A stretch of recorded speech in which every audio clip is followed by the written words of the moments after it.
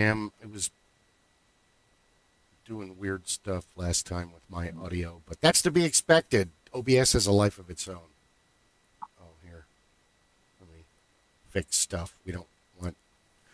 We got 75 or 80 viewers on one, but it turns out for a split second I went onto my desktop. Oh. Yeah, got a lot of ladies on my. Yeah, sorry. I'm a dude.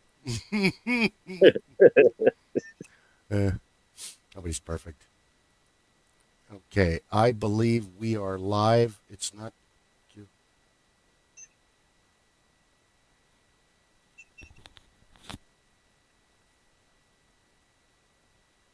is going on? Hold on a second. We are having all kinds of technical difficulties today, folks. Dear viewers, dear listeners.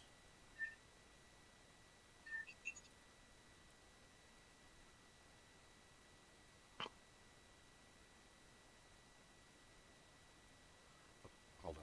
Let me reload it. While they're doing that, viewers, be sure to share, subscribe, and mark the little checkbox on the below, and let everybody know about this. Absolutely. Yes. Hello and welcome to the Supreme Council of the Master Geeks Lodge. I am Hornswoggle the Great, one of your faithful hosts, and hold on, I got a cat. And also my co-hosts are still not now. Car Guy, Automotive Detective, Savior of Pedestrians, and Keeper of Geekdom.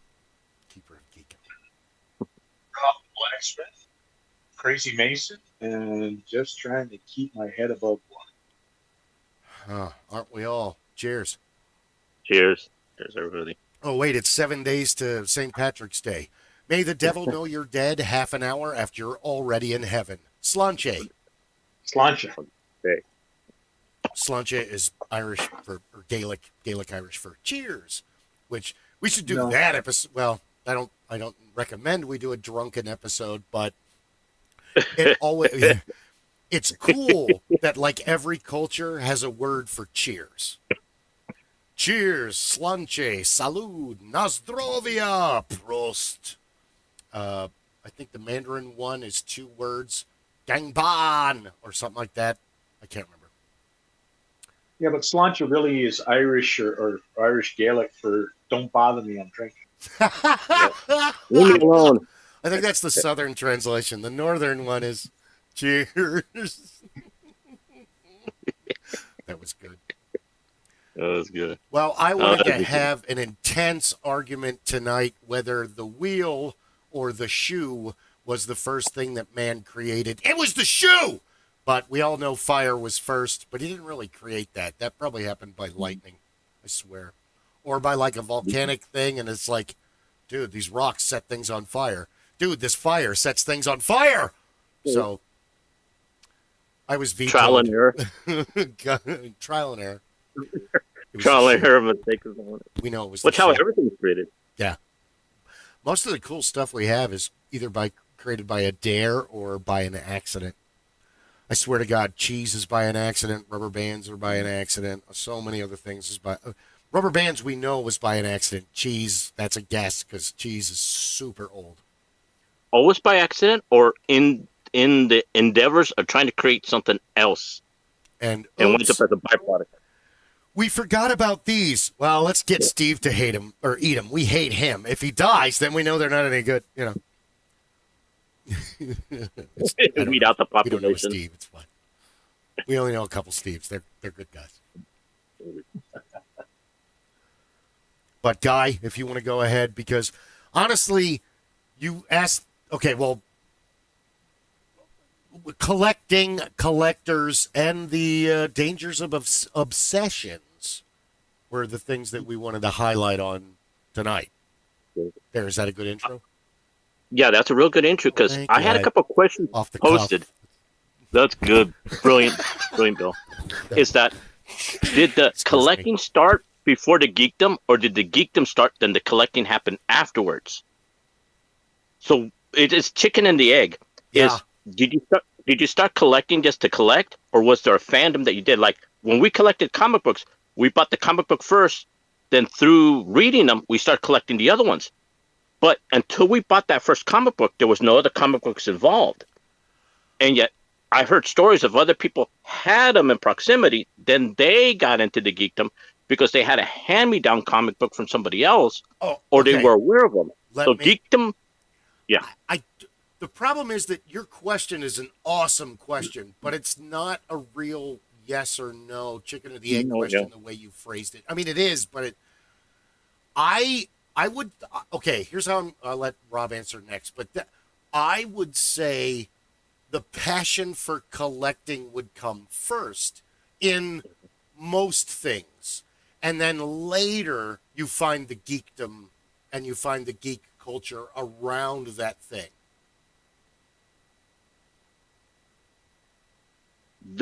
Wow, I stunned both of you. Well, that makes sense, because when I was talking to people, I was talking about why they collect and how they collect and just picking people's minds. And I took a look at my stuff and I took a look at people's stuff. And what I've noticed is that two things happen. They were either pushed into collecting, means they knew about it from somebody else, had brought them into it, or they were around other people and they started collecting. So they had to geek them first and they started collecting. Other people went into it by accident. And what I found out a lot of it is, I'll give you an example. Just to set the bar. I knew nothing about lightsabers. I had nothing to do about lightsabers. I was intrigued and I wanted to know how they work. So I was looking at it as a constructive, the electrical and everything. So I bought first one and I took it apart. Then I started buying other broken lightsabers to fix them and to see what the inner workings were. Then I built my own lightsaber. Then I looked around and I said, wow. This the way you did cars. The way I did cars. Exactly. The way I did cars. And that's my other proof. And before I knew it, I have a collection of lightsabers that I built and have. But I didn't start collecting lightsabers. I did nothing. All I was, a curiosity as set. What made them tick? So I never had lightsabers before, never had an idea, never had an inclination of it. I just thought they were cool. Yeah. Until I happened to get a deal at a con, and I said, this is interesting. Let me tear it apart and see how it works. And I did that, and I put it back together. Then I said, what else can I do? Now I have a little collection of lightsabers, and one that I built out of parts. And I went, wait, I never had these before. And I did the same thing with watches. I got interested in the watches and so forth. I had watches, but it was never a collector item. It was a practical item. I wore on my wrist. Like with cars, it's just a practical you drive. But then when I started getting into them, then I started collecting them. I bought this one for pieces, and that one's too good to part out. That one I can rebuild. Then before I know it, I had a collection. Now I started collecting them, and some of the ones that I just through buying them became worth something because I happened to get a good product or rare item just by accident, not knowing the quality of it, not knowing the history of it, but I stumbled across something. Then just going through the history of all these parts, I started getting to know people, and then I became part of the fandom, and it became part into it. That before that, I had no inclination. I was on the outside. I kind of stumbled right into it, and all of a sudden, I'm like, "Wow, I got a lot of good stuff. How did I get this?" You know? No, I think it's both ways. I think that either you're given stuff or you're taught about it indirectly through, oh, is that your collection? My what? Your collection of comic books. You know, your uncle has a collection. Well, yeah, he taught me about comic books to begin with. And, you know, now I've been buying them at 7-Eleven. And, oh, yeah, your collection's growing. What? There's a thing called a collection? And I think that kind of happens because it solves a problem for let's talk about the negative parts about it real quick. The negative part about collections is, okay, my father was impossible to buy for. So for, like the last 10 years of his life, we just pretty much gave him the same, a Christmas story. Here you go, Dad. I have 3 of these lamps. Take this to your house. Okay. What I was getting at is that I was just using my lightsaber thing on it. is that all of a sudden I had more than what I ever really needed or wanted, but I never become obsessed with it. I was obsessed with making it. Then I looked at it. I said, if this went unchecked, it could have become a real obsession. I could have been chasing that rabbit down that hole in Wonderland, not knowing where it went. So I looked at it real quickly and I said, this can become a real obsession, can get out of hand. Then I started looking at some of the collectabilities. Then me and my brothers got into the talk of people fighting and hurting each other over Pokemon cards. Ultimately, they're just a card. They're a piece of cardboard. But to them, it's such a value, and they got into such a frenzy collecting Pokemon cards. Then I remembered what they did with Cabbage Patch Kids. Then I remember what they did with Beanie Babies. There's a dark side to this, where it becomes to an obsession, where geekdom turns into a bad obsession, where it actually hurts people's lives. Then I looked at it. We've been in this for a long time, and nobody ever talks about the addictive qualities of geekdom. How sometimes a good thing can turn to a bad thing and turn people into things, kind of monsters in themselves. Because we known a lot of them back in the day, Bill, and we didn't realize what was happening until it was too late or something, that some things just took over people's lives, And I can go example after example. We're not going to name drop, but there No, we're is a not going to name point that when getting to a point or collecting something really kind of, it's interesting you say that too, because there was a movie in the mid 80s with Billy Crystal and Julie Carvener and Bruno, and it was called Something About Paris. And Bruno Kirby and Billy Crystal's characters in the movie are having a discussion, and they're talking about, I'm better single. I don't want to have a woman. I can't get season tickets. And he's like arguing, and he's like, wait a minute. How much did you spend on that baseball card that you bought last year? Oh, it was a so-and-so rookie card. That cost me, and it cost it, what, it was like $1,800 in the movie in the 80s, that was a lot of money. A lot of money, yeah. So do you think you think your wife would let you spend that kind of money on a baseball card? Hell no. You're better off single was the whole, or I know I messed up the beginning of that, but that was the exchange, and that's kind of true. Now, let me put that in the context of modern day. I don't follow the YouTubers, but the story was brand new, but so old. They're cosplayer, furry types people. Oh, yeah. I think you might have seen the story. It's a husband and wife, and the wife is a little petite thing. She went out and bought a costume without his knowledge, without them talking about it, without any kind of discussion. And I mean, she looked like a human fox. I mean, it did its trick, a human-sized fox, but that costume was almost 1,100 or 11,000. It was over 10,000. And he's just like having a meltdown while she's streaming, showing everybody the new costume. And he's like, are you serious? No, you got to take this back. And she's like, why? And he's like, you dipped into our savings to buy that. Mm-hmm. And it was something. Go ahead. Well, you brought up the point exactly what I was going to get into. Is it becomes a dark obsession because she still, regardless, it's $11,000. And where are you going to wear it, once or twice? And once the stigma's gone, what use do you have for it?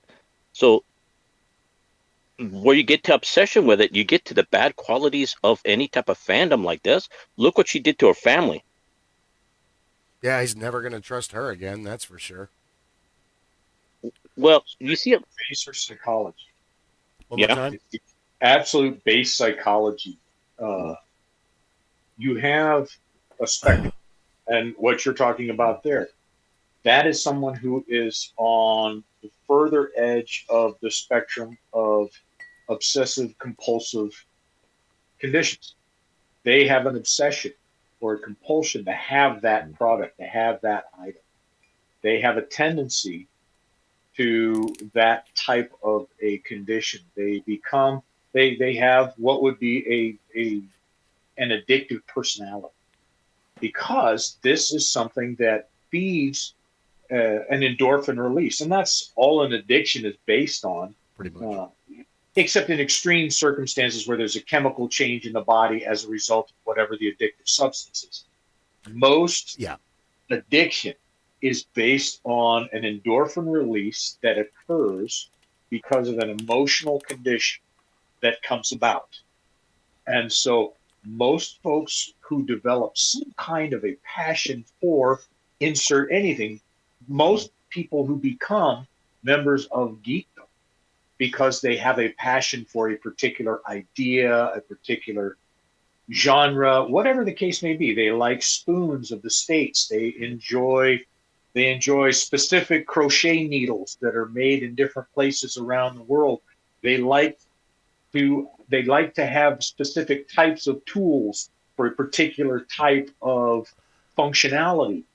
Those are all based on an addictive condition that is supported by an endorphin release because they have attained something that in their mind, in their psyche, has a value greater than just the simple existence or even what you could attach to it in a monetary or fiduciary sense. It has something that goes beyond that. It fills for a moment a void psychologically that they're looking to fill. And we all have that. Everyone has. But the person that has to have that piece of chocolate cake. Chocolate make me feel good. Well, that's right. It should. But, I started gathering up all of the TSR box sets from the 80s that I didn't already have. And it fills a specific void for you because it was something from your past, something that you attached a certain value to it beyond just the simple monetary value. In all honesty, any of the books that any of the three of us have that are related to any of the tabletop gaming, the true value of the book, the actual value of the book as it sits, regardless of what the subject matter is only in the cost of the paper, the printing ink, the capacity that book has to relate some kind of information. Now, to somebody who has no interest in a tabletop game that book is about, that book has a value of 10 cents, 25 cents, $1. To someone that has an understanding and knowledge of it, now the book goes up. Maybe it's worth $25. To someone who has more of an understanding and a history, some kind of history they associate with that particular book or that edition of the book, the value increases again. And again, we're talking at the most basic level, the psychological attachment that comes, and then the power that attachment has to get the brain to release endorphins and give this person that high, which is exactly what endorphins do. Sorry. No, please. I'm just going to expound on what he said. Go ahead. Well, exactly, because what I was going through, and I posed a question, and I was talking to my brothers and some other people online, is that I've noticed that I'll give another anecdotal example and stuff. When I worked at Best Buy, I'm into gaming, but yet during the Black Friday, I had people fighting over games because they wanted it, because they wanted that game. And I look at it, and I have the games right here somewhere around, and you could pick them up willy-nilly. But at that time, they were willing to fight. Their obsession to get that game over everybody else, it's like Jingo all the way, was it's only a game, but yet they're fighting over it. So sometimes when you look at this, the fever of fandom, as I call it, or where they get to the point where it's like sharks attacking, chum in the water, the frenzy is that when you look at the Pokemon cards and them rating the Pokemon cards and battling it out in Target and stuff, and I'm like, they're cards, but they're so frenzed up about the chase, about their fandom, about beating anybody else up, that it's gone beyond the point of what the fandom is. Because even back when we were back in line in getting the Superman, the Death of Superman, all about books and comics and stuff, people were fighting in line over whether or For not he's dead or spaces. not. Yeah. And I was Oh like, yeah. we had those discussions. I said, even back then, when it wasn't as mainstream as it now, that you had people battling over stuff of fandom because they got into that frenzy. They got into this is better, that's better, and all of this market ship of it, the dark side of it, where I've seen people come to Oh blows. my God, you're onto something because Star Trek Hmm. fans fighting Star Wars fans Yep. is one thing, and it's a real thing, and it was all started by Star Wars fans mostly because Trekkies are more they're nerds, but they're also big geeks because they understand with Star Trek you all have to work together to make the fucking ship move. Where Star Wars, I got the Force, or I'm Han Solo, and but way before that, I've said it before, I've said it to their face, and I'll say it again and again and again. Superman fans are the Jesus freaks of the comic book world, as like the born again super Jesus. The people running around with Jesus saves and screaming Bible quotes, and I just asked you where the gas station was, ma'am. I don't have time for this. So that's kind of the Superman fans are extreme comic book fans, but 80% of them only read Superman. That's the JLA or Supergirl, Superboy, blah blah blah. But they defend Superman with a passion that I don't. What are the craziest sports fans? Like, don't the Raiders fans stab Yeah. people and Eagles fans throw batteries on the field? And I don't. Question for you, Irish and Bill. English soccer hooligans. Oh my Yeah. God, yeah, like Arsenal hooligans and Scottish. Yeah. Yeah, they're Now, them. They're the extremists correct. of the But group. my question to you of it, were they like that before and they just using Superman as an avatar? Or did they read Superman and became that after they read Superman? Because my Yes, whole ordeal, because ordeal with collecting is no, if no. they didn't know Superman and they picked up a magazine, do they become that because they read it? Or were they like that before that and they just associate with what they I read? want to answer this question, but there's many subtle levels. So the ultimate Yeah. answer is yes, because the three of us are extremists in a way. Yeah. Superman fans are at the very end of the spectrum, screaming the loudest, screaming the most. They don't always stay Superman fans. They move into politics, they get into religion, they get into smaller subsections of society, but they're always extremists. You have the people, okay, let me break it down like this. Mm. Your calm Superman fans that have shirts, maybe a couple decorations around the house, they've been grandfathered into Superman and forced a collection. A lot of them move over to Batman, but since my grandmother gave me the Superman thing and she thinks I love Superman, so and then he's all right, he's okay. And that's like the other end of the guy with the gold necklace with the Superman emblem and the socks and the and the underwear and the shirt and the all they talk about is Superman, but because Superman for the common reader is the most godlike for someone who doesn't really want to put a whole lot of effort and time into being a comic book fan. Whereas the Superman collector, those guys are nuts. They're, they're looking for like Steve Reeves sweat or George Reeves sweat, sorry. And Correct. But it goes back to what I was saying is they're a collector. So as being a collector, that fever fitch that on it, is it that's what, and it's just the avenue. You could say the same thing about Star Wars fans, but it's that type of collector, that type of fan that makes it. It's the avenue in which they use. So it's yeah, not a Superman fan. So what you're talking about, it's a small portion, and I wouldn't call them Superman fans. They're Superman frenzy fans. yeah. They're just use Superman as an avatar. Because you could say the same thing with Batman. Batman beats everything, and they go off the same way like the Superman fans, but they're all Batman or Yeah. nothing. I And you see that all the time. The extremists in any superhero that you get, any good superhero, Spider-Man, you get into Batman, you get into all echelons. You get into these where they fight tooth and nail, just like the people with the Pokemon cards, just like because of the fandom, where the dark side of it is, where regular people that understand the fandom, they pro versus con. Will Hulk beat Wolverine? It depends on what the writer wants. Who's writing and why? Writing. We understand that fact, but there's certain individuals, they push it to a fault. So just like those Superman fans, I don't blame it on Superman.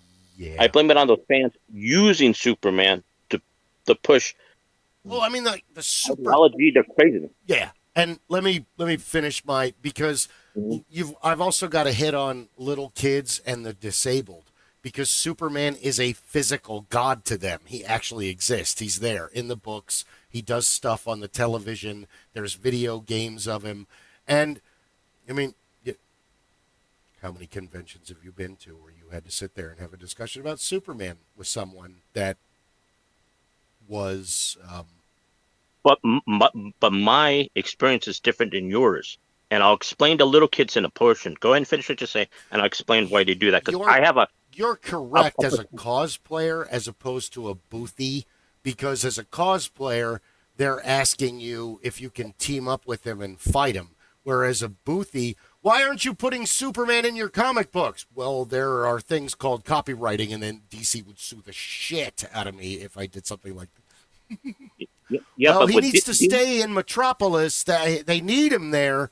So, but that's kind of different, because what happens is when you're talking with sick kids, and I did the hospital runs as a cosplayer and stuff on it, they're looking at to you as hope and whatever. It's to get their mind off of what's going on. So a lot of times as a cosplayer, they don't see me. They're not talking to me. They're talking to the avatar. If I'm Ant-Man, I am Ant-Man in their eyes. If I'm Doctor Strange, I'm Doctor Strange in their eyes. I'm the embodiment. To them, I'm a comic book come alive. So I totally understand it. I'm indulging in their little fantasy for that time, which takes them out of reality, that helps them along a little bit. So I'm a comic book come to life. But they never addressing me. They're addressing that character. No, I remember. Go ahead. Sorry. To them, it helps them in that aspect. So to the little kids, I can understand and give them leeway. It's when you get to the adults and stuff that sometimes you go, really? They also, Superman is a symbol for those who have beaten a terminal illness. Yeah. Everybody I know who's beaten cancer or beaten some kind of, Superman is on their list of, broccoli, and I ate it really fast, and then a bunch of soda. There's going to be belching. I need a clicker. See how many times I belch during the podcast. So, but yes, he's a symbol of hope and a symbol of strength. All of these things, and we've talked about this before. I would, as much as I hate Superman, I would never ever want him to go away ever. I don't think they should ever change him. Leave him the way he is. Keep making the movies. Keep making the comic. They need Superman. We need Superman. I don't care for him. I think he's, he is what he is. He's a character thrown together so some guys could make some money because, hey, Flash Gordon's making money and we should get in on this. So, other than that, Superman has spanned the time and he deserves, just like Shazam, just like the Spirit and Batman and all of the others, I would never go around wanting to, because like we talked about it before, and like Defenders of the Earth and that other group, the groups of superheroes that are like 1930s icons that were on the radio and into the 40s, they're going to disappear soon. Much like the discussion that we were talking about, I was having at work, where, it's 100 years and these kids don't know who the hell Buster Keaton is. So, well, that goes with anything, but what really happens is when you look at it when you look at the dark side, like you were saying, there's two things to the dark side. One is being forgotten and left to history, that you no longer matter. So a lot of stuff in geekdom that happens to, they disappear. Yes, but the other dark side is exactly what you're going to say, and I agree with you before you say it. The dark side is the exploitation of the small amount of history that is left through earthquakes and fires and accidental garbage and other, grandmoms threw out your dad's baseball cards. There was a fortune thrown to the dump. I hope garbage men picked those comic books and baseball cards up and saved them. Who knows? They might have. You never know. And you see it all the time. As I'm in geekdom. I like geekdom for what it is, but it's like a conservationist. A conservationist is a form of geekdom. They love the environment. They want to protect it for the next generation. So what happens is with conservationists, their form of geekdom is nature. My form of geekdom, comics. I want comics to be passed on to my grandkids. What? You don't love nature? How do you think you breathe? Correct, but that's not the question. I know. Their geekdom is that, my geekdom is this. So what happens is you see a villainization of geekdom, and you see people doing it for profit. They're always going to be profiteers. But what happens is when you use it to divide people and attack people and come up with people, that's where I look at it, is when I think of all the other stuff that I come across and all the stuff that I've seen in geekdom, and it's never really talked about it because it's always the good stuff that's shown, but never the dark side where you've seen people use it to attack other people, and it gives them a reason to attack other people. They use geekdom as a shield, I'm afraid. And I've seen that happen. You know, just because the Star Wars peoples are different than Star Trek people doesn't give a Star Wars person to attack a Star Trek person, and neither does a Star Trek person have the right to attack a Star Wars person. But yet it happens. So what happens is that the dark side of geekdom sometimes is really unfriendly, unkind, and types. People fight over stuff on it. And I mean, my example with Best Buy, I have other examples of other different geekdoms, just in geekdoms and lines and stuff on it that happen because of it. And with geekdom, what happens is, like other stuff, is sometimes there's sexual misconduct, there is blind theft, there is some form of mental abuse. And a lot of people don't realize in it, because if you think about it, there are Yu-Gi-Oh cards and Pokemon cards that are counterfeits, that are people spending good money and getting ripped off. That's the same as you pointing a gun at them and saying, "Give me your wallet." Yeah, no different. Then there's issues being a cosplayer of girls getting grabbed, wandering hands. Other places are where other things happen where you have something and it's a bait and switch, where you wind up losing value because you get something cheaper than what you originally thought because you're trying to make deals with other people. So the dark side of all this geekdom, when dealing with Hot Wheels, with dealing with watches, with dealing with comic books and stuff, is there, and it's prevalent. Nobody talks about it. It's all known, but you never see it hit the news unless somebody dies or it goes to the extreme. It's a spectrum of empathy at its most basic format. You have people who have limited empathy, and so these would be the ones who cannot understand why you like Star Trek and I prefer Star Wars, why you think Firefly was one of the finest science fiction programs ever written, but Babylon 5 should never have seen any kind of recording material ever. This happens outside of science fiction, comic books, any kind of geekdom. Someone who denigrates another person's fandom fails to understand their own fandom. So someone who has no interest in comic books, motion pictures, things like that, to that extreme, but they have their own area that they are extraordinarily strong in their fandom. So they have a particular writer that they enjoy. They like political theater. They like real theater. They prefer something else. And that is something that they can speak ad nauseum on. But they don't recognize that as being a form of fandom or geekdom, as we've presented through this whole project. So they have a certain lack of empathy at that point. They're unable to recognize at its most basic function that your enjoyment of science fiction is the same type of enjoyment that they receive from historical political novels. And so the empathy, the level of empathy that exists or is lacking, tells you what level that particular individual will be at in their interactions. So, Guy, to your point, when you're talking about the people who are out there and they are purely driven or almost purely driven by financial gain, and they have little to no interest in the actual fandom that they're exploiting, their level of empathy has fallen off considerably. And Bill, when you talk about some of the fans for, the perfect example is the Superman fan. Some of those fans, the more ardent younger fans, have this incredible raw empathy that they can share, and they're showing it through their belief and love of this particular character.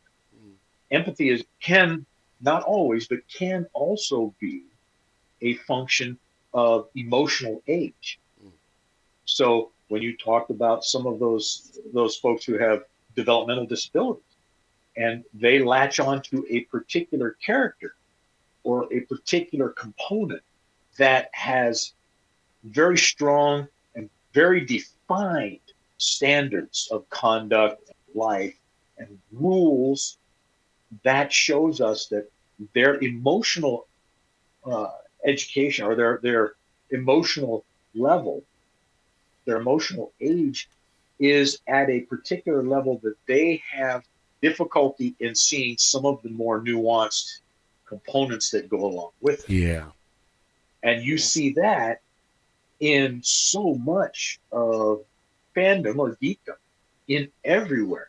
The people, I used to know a number of women who were extraordinary seamstresses, and one of their favorite things was quilting. And these women were extraordinary. They loved to do it. But some of these women were on the spectrum where they had less empathy for those that did not agree with them in certain areas. And so they could be much more, in some cases, it could be quite vile when dealing with others in their fandom. And those who did not understand their fandom, they were on the receiving end of some extraordinary commentaries. Then there were others who had so much empathy that you could tell them that this was horrible or that something that they had done was just, a horrible. Well, yeah, I can see what you mean because of this and that and the other. Are you okay? Are you feeling okay? What can I do to help you? So it's really interesting how, when stepping back, if you could strip away the detail of the particular fandom that you're watching and you just watch the interactions, you can learn very quickly about the microcosm that exists, about the people, the different levels of emotional intelligence, emotional age, and life experience that goes along with them, and their empathy levels. It's really quite extraordinary to watch. You hit it on the head, because what I've noticed, and I look at it, and that's why I posed the chicken or the egg at cart, because if they were really fans and so forth on it, some of those principles like Spider-Man, with great power comes great responsibility, some people live up to that. Some people don't understand it, don't acknowledge it. So what I've noticed in fandom enough lately too is, I'm not going to get political, but depending on who you voted as president, I've seen friends attack other friends just by the thought of you being on one line or the other line. I see that happening in the cosplay community. I see them happen in the stuff right now. Through the last 4 years of with all what's going on with the government, the elections, and everything, and I looked at it and I'm like, what does that have to do with anything with this? But yet they brought in their stuff to the fandom. Fandom is fandom. It's supposed to be enjoyed by everyone. Yeah, fandom's let's go one step further. Let's go into music. Let's go into Van Halen. Let's go into AC/DC. Let's go into another band where they changed a lead person and the fans lost their fucking shit. Dude, it's music. Just go enjoy it and shut up and just enjoy the music. No one. We're good. Oh, yeah. Sammy Hagar, David Lee Roth. it's still Van Halen, no matter who's singing. It's still them. It's still them. It still does the core in it. So I Whether look at they that and I see, whether they well, have this awesome singer or this awesome singer, it's still the same band. it goes back to what Rob was saying about what emotional intelligence, because you can really tell the measure of the person, how they talk, how they conflict resolution and stuff on it. So a lot of people that I used to know and stuff, and I would say friends, I'm no longer friends with because of how vile they become. Just because of things they have no control of, it doesn't matter. So I look at the fandom and I look, just like the people fighting over the Pokemon cards. They're cards. They're enough to share with everybody, and nobody needs to die over a card that later Nobody on. needs to die over a car. Well, it's just like the video game I was looking at, and Sorry. that brought this to memory. This is a game that you can find on a shelf It's probably on in a Steam. second store People relax. on Steam. But at that place in time, at that moment, people were fighting over it. People were fighting. Remember the Cabbage Patch when we were young, and everybody wanted the Cabbage Patch Kids, Tickle and Me they were Elmo. fighting. Tickle Me Elmo, that too. Tickle Me Elmo, Beanie Babies, and I keep looking at it, and everything keeps coming back. There's always the it thing, the it person, the it song, the it thing to have. Yeah. You know, that shoes. Like right now, it's all the Jordan stuff, the shoes. People are going nuts. $1,700 paying a whole bunch of this for collecting shoes that you wear on your feet. And I look at it and like it's a status thing. People go in it. I appreciate the shoes for what they look at, but you look at it, man. People are shooting people over shoes Over and shoes. robbing boutique over shoes. And We I'm need like, another wow, hobby. Really. And it's not that the hobby is bad. It's just that you look at it and you get the dark side of it. Sometimes it brings opportunists and you bring people thieves that'll come up and ruin your Well, hobby. It's like, no, hold on, dude. I'm onto something. Let me share this okay, epiphany and go ahead. interrupt you mid rant for a new rant. No, I go would ahead. say that the toxic fandom for Mhm. stuff like that, sorry, the cat was like climbing up, but no, it's like a drug in a way. The way that you need, I gotta have this, I gotta have that, I need to have the new. But I think as long as society has existed, that this has been perpetuated. I think it. So, that being said, the most successful drug dealers don't do the drugs they sell. So, the most successful collectors don't give a shit about what they're collecting. They're just driving the price up. Case in point, I went to see my buddy Nate, who's in a couple of my videos, and I got a pair of shoes. Like we were talking about side hustles, and I was talking to him about this, and begging him to watch and listen and subscribe and everything. So I got a pair of these. I don't know if they were Jordans. I got these shoes. So he could sell the shoes for $550 now, or hold on to them for a year and get $1,000 for them. Mm-hmm. Again, the best drug dealers don't use their own products. That's a different. Yeah. That's a different condition. Yeah. In that particular instance, what you have got is another form of fandom, another form of geekdom. But what you've got is an investor. An investor sees almost everything as a commodity. And in that, we're talking about the actual baser definition of a commodity. Everything has a value only in what it is capable of being traded for. In and of itself, it doesn't have an intrinsic value, with the exception for those people, most times the only exception to that is money itself, wealth, what they can term as wealth.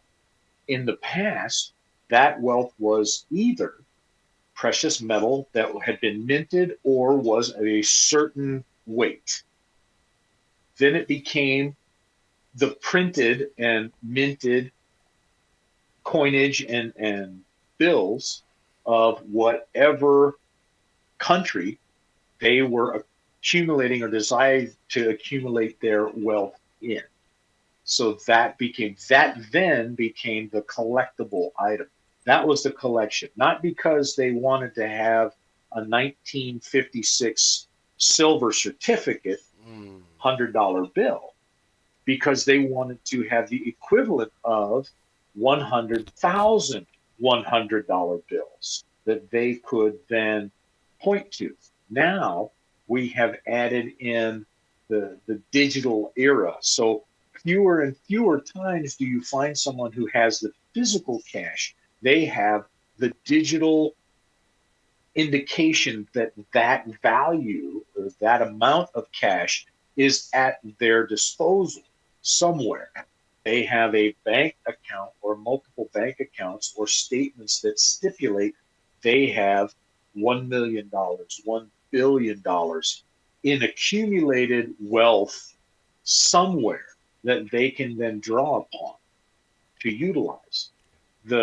What I think of as kind of the perfect condition of that for a geek is what has become cryptocurrencies.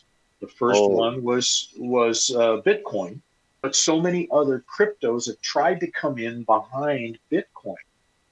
Bitcoin has been the perfect example in a very shortened time frame of what happens with fandom's collectible materials, whatever it may be. An original record in a 1970 or in a 78 RPM of an original Enrico Caruso recording could have fetched tens or hundreds of thousands of dollars in exchange. Now it's the simple fact that you have the ownership of Bitcoin with the 128 or 365, whatever the character string is that identifies your particular Bitcoin. That is now the same example. So somebody has it. But we have also watched all of that climb and fall very, very fast, but in a very similar fashion to anything else that was collectible over time. Cars, we watched in the 1980s. Some of the cars, 80s and the 90s, we watched some of these muscle cars go into the stratosphere. 7 figures, 8 figures, 9 figures for a 1969 Dodge Charger with 2,000 miles on it, or a for Super B, for ridiculous money. But then the price fell down, but it took decades for the price to fall again. In the cryptocurrency world, because you now have Bitcoin, or you have this one, or you have that one, or you have another one, those have climbed and fallen in that same passion as they have come into vogue, fallen out of vogue, come back into vogue, fallen back out of vogue again. It's true what you said, Rob, because in our total geekdom and our stuff on it, we've seen that several times where the investors just come in, push the market, and pull the rug and left. We saw it in the 90s, especially with comic books. The bubble burst in the mid-90s. Those comics became worth nothing. Everybody left. We saw a spike in the early 2005. Wait. Can we go back to the 80s when Marvel launched New Universe to DC did something. They launched New Universe and they launched Crisis on Infinite Earth. Crisis on it. Thank you. I can never to boost up sales because sales were dropping. What happened in the 90s were different was with a cataclysm, because in the 80s we were collecting, but like what Rob was saying, in the 90s the investors came in. They had no intentions of, they weren't comic book fans, but they saw the potential of the golden age and the silver age comics as investment. So they started buying up the market, pushing the number ones and issues up, that everybody started buying the number one covers, Spawn and all that in the 90s, late 80s, early 90s, in speculation that they would make money later and send their kids to colleges. So that's why you had to run on multiple number one issues, multiple cover variations. So everybody got on board, sold lots of comic books. Also, but then, go ahead. Yeah, but then after they pulled out, the investors pulled out, and they went into another medium. They did it with cars. That the market fell, and they went to regular prices. Because remember, before that, your comic books were 75 cents. The most expensive were $1.25. Once The the double investors issues, yeah. came in, Now once the they're investors came in, $2, $3. All of a sudden, it's like, dude, $7.99 now, I got car parts to buy. $5.99. I drive now. I can't be spending all this money that I used to be able to spend on comic books. Correct, but they pushed the prices up because they went to $1.99, $2.99, $3.99 for the special car. But just like cars, just like other ones, it pushed the market so much that the collectors were feeling the pinch because they couldn't get the regular comic books because what they used to get for 75 cents went up to $1.99, went up Comics to 2.50. comics ebb and flow over time. We would like to think that they were the best thing ever, but comic books start out as funny papers to keep boys quiet for what was it, Lulu and Sabrina and You're Archie talking and about for Sunday funnies. girls. Huh? Yeah, the Sunday funding The Sunday funnies. funnies. And then it isn't until World War II when the soldiers start carrying them around and handing them back and forth and giving them to one another. And, dude, what? You don't know about Flash Gordon? Let me tell you all about him because, dude, we'll discuss anything as long as it's not this war.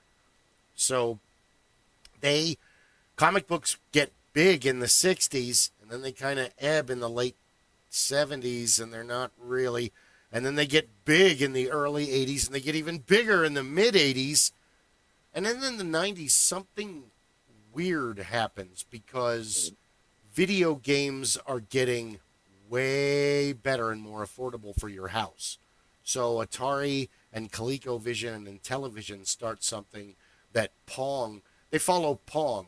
And the problem with that is you get your like ADD sports kids that they're jocks, dude. Their bodies will not let them sit for hours and read stuff unless it's vital to what they're doing in life.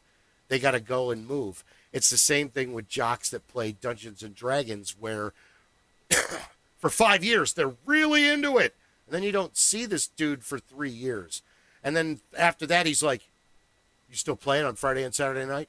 Yeah, you want to come join us? Can I? Well, how long are you gonna stay?" And then he's there for 5 or 10 years, and then you never see this guy again. So it's a lot the same way with comic books because before Frank Miller came on scene, Daredevil and Batman were kind of not the most popular. I mean, we still loved him, yeah, but Well, truth be said, comic books, the ups and downs of comic books happens for different reasons. different reasons. And Well, like for the Frank Miller, going a little bit before the Frank Miller is that the comic books in the 70s and the 60s and stuff came up because of a different reason of culture and what was going on. Because remember, comic books in the 50s were kind of kiddie. They fought before then, like in the golden age in the 30s and stuff, they fought Germans. It was all about going. In the 50s, communists. sci-fi. Yeah. It was sci-fi that it was a revolution of problem. When you start getting into the 60s, you get the new wave, you get more gritty comic books. Space. You get the monsters, the ghouls and goblins from the 50s all the way to aliens. So what happened was comics at that point became mature. They weren't for kids. Not all of them were kids. That's why the comics code came in and everybody went up in arms and said comic books are not for kids. And that's why you had a lot of committees that were formed because it got into adult topics. So some of those monster comic books, space aliens and stuff, where they depicted, Yeah. murder and stuff on it. Those were comic books that were made, but they were not. They weren't issued towards kids. They were issued to people that was coming from the war or the Vietnam War. So all of those during the 50s and stuff weren't kids comics exclusively Not really. until Just the comic code came until in. the code comes in. Well, Until the especially code came horror comics, dude. They were in. always Yeah. trying to slip a nipple in there, some pubic hair. Well, they were always a reflection Yep. of the The social societal scares and societal concerns because you had the entire spectrum. You've always had the entire spectrum. You had those that were targeted at children, but even the ones that were targeted at children often had morality tales or tales about what was happening, concerns that were happening in society at the time, but they were very carefully curated so that they could be presented. It was a case like what we've spoken about before. Guess what? I'm going to give you this piece of entertainment. You're going to go ahead and enjoy this piece of entertainment.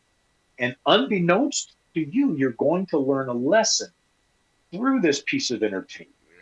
Now, as you got older and as society progressed and made certain changes and adaptations, then the way that those morality tales, those educational tales were presented through this medium became a little more overt.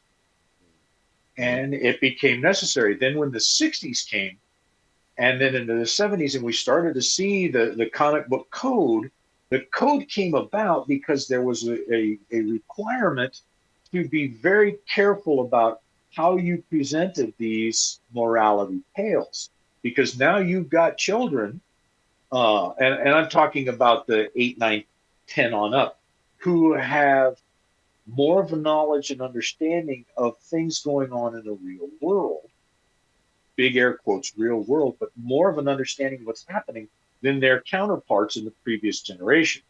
So it became necessary to try and slow down some of the education that was being provided through this medium. So there were a lot of opposing forces that were coming at each other. There were those who really, no, we have to teach everyone all about this. And there were others, no, we need to make sure that we can go back to the good old days. And the good old days were not always as good as people like to, that group tends to try and present. But that being neither here nor there, that became the standard. And we still see it to this day. You look at all of the comics that are presented, and there are still those morality tales.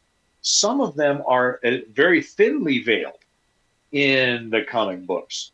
Others are still being presented in such a fashion that even though the younger readership has a far better understanding than we had when we were there, they're still being careful about how much of it is overtly stated and how much it simmers just under the surface so that we're asking you to learn. You're going to learn something, and at some point it's going to click. And then you're going to go, oh my goodness, now I recognize. I understand. I think 20-year-olds are starting to realize that Gen Z was really filled with rage. And it's like, dude, we're the original punks. Where have you been? Well, Rob, the Gen Xers, we were the feral kids. We were feral kids. The feral kids. Rob, you hit on a perfect example, because what I was thinking of is modern day comics are going back to the part, because right now that morality tale is not present in the new comics. Sometimes it's an avert or something that's there, because more sexual liberation's introduced. He, she, them, that stuff is introduced into the comic books in this generation of comic books. But the morality tales has shifted to a different type of morality. So what I've noticed is, just like the comic books bad with the monsters back then, it's happening now, that they're not always applying the codes, comic codes now in this one, because in some of the new ones, some of the worst series of comic books that came out within the last 15 years, last 10 years, that everybody says is garbage. Then when you read them, you look at it, there is no morality tale. It's more like, you do it this way if you're good, you don't do it that way, but there's no morality in it. It's more like a lecturing series. Some of it's gotten political, some of it's not, some of it has agenda driven in it. And that's what I've noticed in some of the comics, that when they come into it, it's not giving the reader a choice of making the decision themselves. Like in old comics, when we read in the 80s, the hero, the protagonist, had a question of morality, whether to do it, whether to not, what are the ramifications of it. And it was ambiguous, and it left you as the reader to make a choice, to come up with a decision. With this, the decision's taken away from you. You should do this. If you don't do this, you're a bad person. Because some of the books I read right now, you guys would be appalled of what it actually says. And I looked at it and I'm like, it makes sense that the stuff that we read before was so good and stuff is because it was a morality play, was a morality tale. It comes up with moralities so you can make a decision, a hypothetical. Yeah. Now it's kind of a lecture, and you look at it, and they kind of, if you don't follow what they say, they insult you for being who you are, for following what you believed in. So I looked at that, and I'm like, you're absolutely right. Is that right now? Is they're going back to just writing what they write, and some of the comics that you would read now, you would look at them and wouldn't want to get with them right now. Not saying all of them are bad, because there is some good stories that are out there, but there are some of them you got a question going, what are they really saying? What are they doing with it? Because some of the stuff that happens in the comics right now, you look at it, that's not the hero. I can describe dozens of characters, and the hero is not acting as the hero would, as you would expect it. It's contradictory to what it is. I So you would look at it and go, I would agree. I'm way behind on movies and shows, but I do watch a lot of reviews. And one of the things across the board of all your modern stuff is that I think our children, and especially our younger children, and in some cases grandchildren, have taken the extreme opposite of the action 80s movie. And you have a lot of films, the first, Force Awakens included, where you have a main character that's driven emotionally more than story plot line. And even the antagonist is more emotional driven than he is plot driven. I hope this uh, fortifies what you guys just said, because I totally agree with it. Because the narrative is it's moved away from ultra violence and stories of revenge and stories of conquest and stories of self-reliance and preservation to these stories of focusing on the mundane, focusing on the emotional stresses of the characters with no real uh, resolution. They don't overcome their issues. They just continue to suffer because of them. In Kylo Ren's scenario, in the Mary Sue, what's her name? The cute little one, Ray. Daisy. Ray. She's, Ray. you know, she doesn't solve any of her problems, and she's damn near superhuman. I mean, Luke had to struggle and learn to use the Force, and Layla could, or Leia could use it in a like a sense kind of thing. That's why she was great at negotiations. She could kind of like tell when people were lying to her or misleading her, where Ray just kind of she's thrown. You're given her character, but you're given her character in look how terrible her childhood is. Look how she has no one to guide her. Look how she. Meanwhile, oh my God, she can like do everything. Luke had to like train to do all this shit. It took 3 fucking movies to get up to the point where he was able to be like walking into palace. You will give Jabba and the Wookiee or Han and the Wookiee to me. It didn't come first day. So there's more of like a focus of, and even in the Marvel movies, Thor and to quote other people who've reviewed a lot of the movies that we just don't have the time to do, some of these main characters have become a side character in their own fucking films. To give you a good example, yeah. Sorry, Rob. It's reflection and society. I mean, if you look at the world around us, that is absolutely holding up the mirror to society that we're watching and the feelings that we're seeing. Mm-hmm. So the fact that we have these art forms that are reflecting that condition, that is bringing back, and we've spoken of this before, that brings back the original ideas from the original Greek tragedies of the hero and the hero's growth and the hero having to learn and the hero having to exist in so many different places within the same time frame. because of emotions, because of beliefs, because of the family obligations, societal obligations. We're seeing that being reflected in what you just spoke about. So, yes, the hero doesn't suddenly become completely fixed. We don't have that as often. We don't have that super wonderful, happy ending where everyone is wonderful and, oh, I've come to this incredible revelation. It's speaking more to the condition that, oh, yes, a great many people have expressed and have felt more willing to express in our current society that, yes, things are messed up. I'm messed up. I'm having a hard time dealing with what I see around me and how it makes me feel, or what the animosities are within my own mind, within my own psyche. So it's really, when I look at it, when I think about it, we have continued to follow. So the things that were happening in the 20s and the 30s in art, in comics, in regular, in high art, in films, in books, in theater, that same type of thing is happening today. It's been a continual progression. So we're seeing that same thing brought forward, and many people are failing. Well, I don't want to say they're failing. They are not recognizing it either by choice or by an inability to understand what they're seeing, inability to pull it together. And I agree in with that. some cases, that is a blissful condition. Well, yes and no, because I think the best word to put in it, there's a subversion of things. Because in some of the stuff that I look at, written word, written characters and stuff are acting despite of what their characters are. And I'll give you an example of what I mean. And I'm not going to use something modern day. I'm using something straight out of the comic. It's what they did to Punisher in the current series. Punisher's no longer using guns. He's using knives.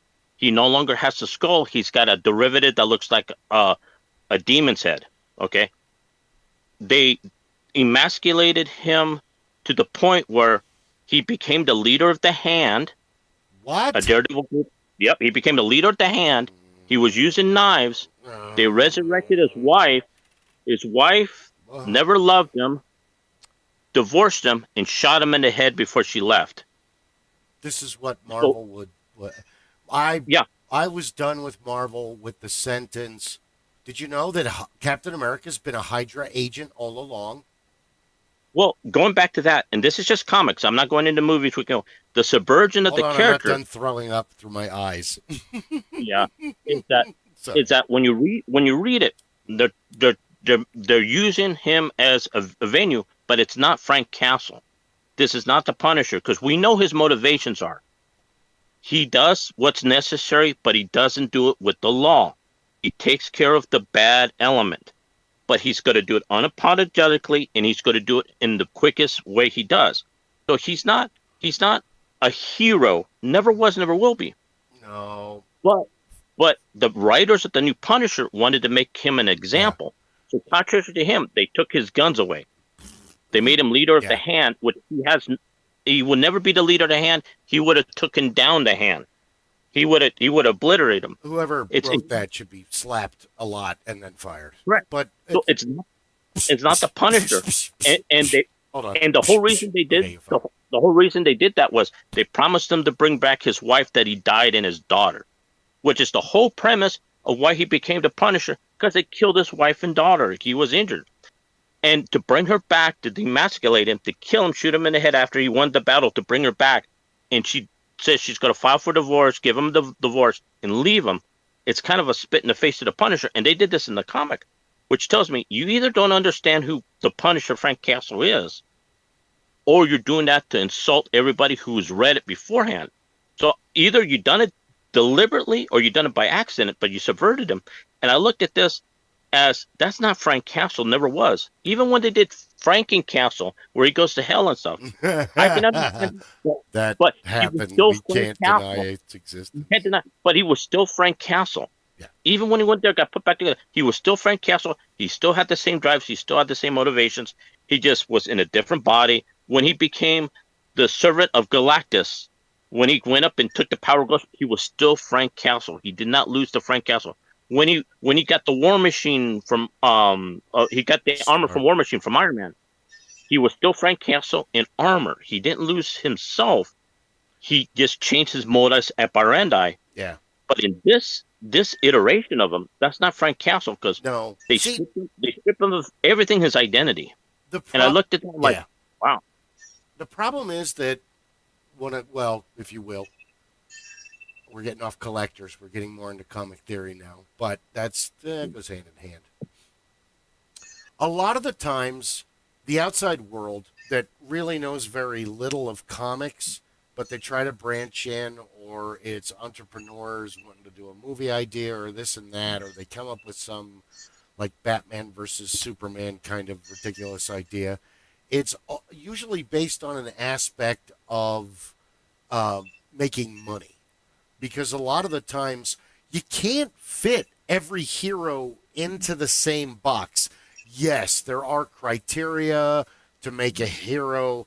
You have to have a traumatic story. You have to have, certain elements. He has to be forged in fire.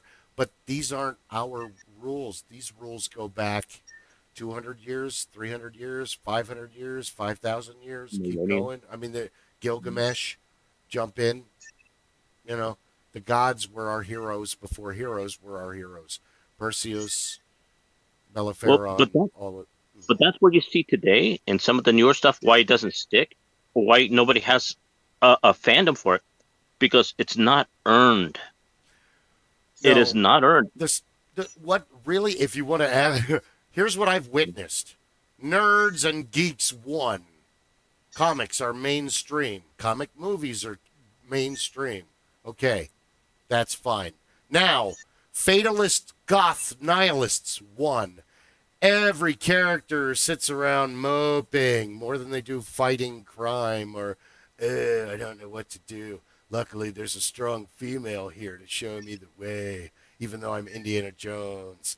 Wow. Are you fucking kidding me? Indy, get out there. Where's his whip? Where's his revolver? Let's go. So they've been emasculated. The saddest thing about Hollywood is they don't understand every geekdom that they buy. So, okay, you've got Indiana Jones. What do? You make a movie where some girl, is it she really? I haven't even seen the new one. It just Phoebe Waterbridge. She's a terrible actress, and I'm sure she's a quality human, but I have no interest in seeing that movie. But it's like, from what I've seen from clips and reviews, is you've completely emasculated one of America's latest heroes. I mean, he's only been around for 40 years. Leave him alone. But you want to know what's going to chap your ass even more? Why do you have to make? It's that wasn't the story that they had. Is what they changed it to. So it's Aliens 3 is what you're telling me. Okay. No, not even that. Not even the that. World is why I drink. They had two stories. They had two stories with Indiana. And one of them was great, the other one was subpar, and the other one was trash. Aliens 3. The first one, the writer that got fired from Indiana Jones before they brought in the other one, wanted Short Round, the actor who played him is grown up now, to take the mantle of Indiana Jones. He was supposed to be in it. They were supposed to go through one last adventure. And I agree with that. It's a passing of the torch moment. Everybody loved Short Round from the Temple of Doom. It would have made sense as him becoming the new Indiana Jones. But the higher ups wanted something different. What they wanted a time adventure caper, and they brought in Phoebe Waterbridge for it. And she was going to go through this caper. During the caper, they were going to meet the young Indiana Jones, and the old one was going to go with it. But the young one would have got shot and killed trying to protect the old one, in turn wiping him from history. And she would have been trapped in time, and she would have went through all the movies. It would have been her retconning everything. Then the word got out. Then they switched it to the movie that we got now. And that's why the ending was a prop, and it was a hodgepodge and a mess. Yeah. If they would have kept it original, it would have been a great movie. And they kind of you already did pretty good with Shia LaBeouf being his son. Yeah. And why not Well, just continue from that? That was a good foundation. He got it. Yeah, okay, Shia LaBeouf. Dude, he's a good actor. yeah. Holes was great. The other movies that he's been in that I saw, like Transformers and they were good. He was a good actor. He's believable. You believe that this guy still having a gnat problem because it was 80 degrees today in Phoenix on March 10th. But that goes where my example is. They want to subvert what's going on because they had a good story there. They even had concept art that was released, that was out, where they showed Indy fighting alongside Short Round for this new Indiana Jones. So okay, maybe they didn't want to use Shia LaBeouf, but you had other avenues where you could in it, Yeah, and he was a fan favorite. Yeah. You don't have to bring some completely alien character to come in. Yeah. Because you can't do too much. Okay, the first one is the best one, hands down. It's amazing. The second one is really good, but it's fun because it's, save the children. Okay. And there's musicals in the beginning. And let's be honest, Steven Spielberg was in love with Cape Capshaw at and they're still married to this day. Lucky them. So the third one was more of a mix of the two. It was fun and it was campy and silly like the second one. The next one was Shia LaBeouf. The story was really weak, but it was neat to see them all interacting. But in the meantime, before that, you have the television show. Who played him in the television show? The Young Adventures of Young River Phoenix. Yes. And River Phoenix was there for a little bit, then it changed. Great. Well, yeah, he had that problem. And River Phoenix got to work together in Indiana Jones and Mosquito Coast. If you haven't seen it, watch it. It'll fuck you up for life. It's not a fun movie. It's dark and fucked up. But what happened is this is where I look at it, and I look at going back to the morality detail.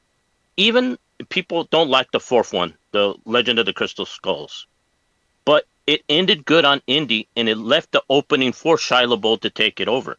So there was a passing of the torch on that, even with its flaws or whatever. It wasn't a bad indie movie. It was done. It wasn't horrible, it wasn't great, but it left it in a good stance where you can go, okay, I can understand where it did what it had to do. With the next one it subverted everything before that because it dismantled it. He died off screen. They got divorced. They just came and pissed all over it. And you're like, why? You ended on a high note, no matter what happened. Then they brought it down to a low note. So I looked at that and like, why are they subverting it? Because the problem is he won. In the last one, they walked off easily. So it's what I noticed. Like, and the reason why I brought up The Punisher and I brought up the comics, this has nothing to do with the movies. This is the comic industry and the writers of today. This is what they think the hero's journey is. And what I've noticed is it's not a hero's journey. It's kind of a retelling of they're complaining about different things and issues, but it's not a hero's journey. And this has nothing to do with what they did with Punisher. It had nothing to do with the movies. They did it in the comic industry. This is Marvel Comics, not Marvel Pictures industry. And they did the same thing to Superman, making Jonathan homosexual. He was never done that, but they just did it to do it. Why? There's no rating of it. There was no progression of it. They did it. And I don't mind characters being homosexual. I'm not saying that. No, that's not the issue. That's not the issue. Yeah. It's there's no inclination. He's been written for over 30 years, a long time. Never inclination, never on it. To get an audience. You changed it just to change it. The audience is going to figure that out eventually. You figured that out. So the subversion is why? Because the morality tales, like going back to the Frank Miller, your morality tales were there. They were always underlined. Daredevil's Christian. He don't want to kill, but he so badly comes to that point, just like Batman, that he wants to kill. And the funny thing about that is everybody's talking about that same exact morality play in the new Daredevil Disney series because he's put to that same decision. Yep. The whole new arc is supposed to be that. And that's what Frank Miller wrote back in Born Again. Back in the 80s. His Christian values versus his street values of what he needs to do out on the street. Yeah. He can't kill, but he sure wants to stop these criminals. So he's always got that dilemma, like Batman. He doesn't want to kill, but if he crosses that line, he knows he can never come back. So the morality issues, I don't see him playing there because they kind of took the morality out of it. And I went, the new Punisher, this new whatever Punisher stuff, he's working with people he would have had a thing about with the Hand. He would have been public enemy number one to them. So it's out of character. So it's like Captain Hook joins up with Peter Pan, and all of a sudden they're robbing the seas. It doesn't make sense. Yeah. I watched all of the Sandman on Netflix. Oh yeah. And although it was visually really amazing, it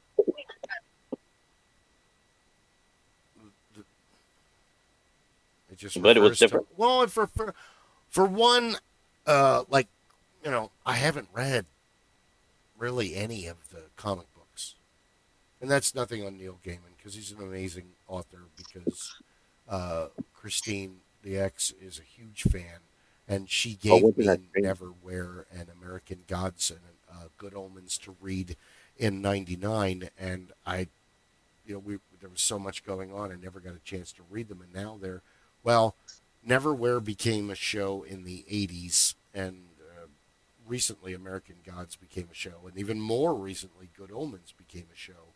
But there was also Sandman was part of his DC Vertigo line. Mm-hmm. And Sandman and Death were these massive stories, and they're these all-powerful characters. But watching the Netflix show, they're these limited, mopey, they're kind of watered down, aren't they? Sorrowful, nihilistic, gothic. It's like, that's not what I've been told from all of the comics. No, Death they're is not. the closest that came to, again, without going huge into the story, there's Destiny and Delirium and all of, and Dreams are one of them. So is Death. But you really don't get to see a lot of the family. You get to see Despair and Desire and Dreams, of course, and Death, but they don't go into any of the others. It's kind of like you get the spectacular of it, but the meat and potatoes, the story of it, you really don't get. Because I noticed sometimes somewhere it's something lost in translation, that within the last 10, 15 years, something had changed in the zeitgeist and how people read and write literature. Because the heroes that we read in the 80s are revealed now because of the stories in the 80s, not at their current stories. And I kept looking at them, is what made a hero great was the controversies and all the stuff they went through. But then I look at, what is your modern day superheroes? What is they like? Then, just like I was saying about the dark side of fandom and so forth, is that there is a dark side of fandom right now more than ever, but it has to do with a degradation of the superhero, because they're not the superheroes we grew up with. They might be in same name, same style, but they are not. Because I found that out when I started reading these Punisher comics, and I went, this is not Frank Castle.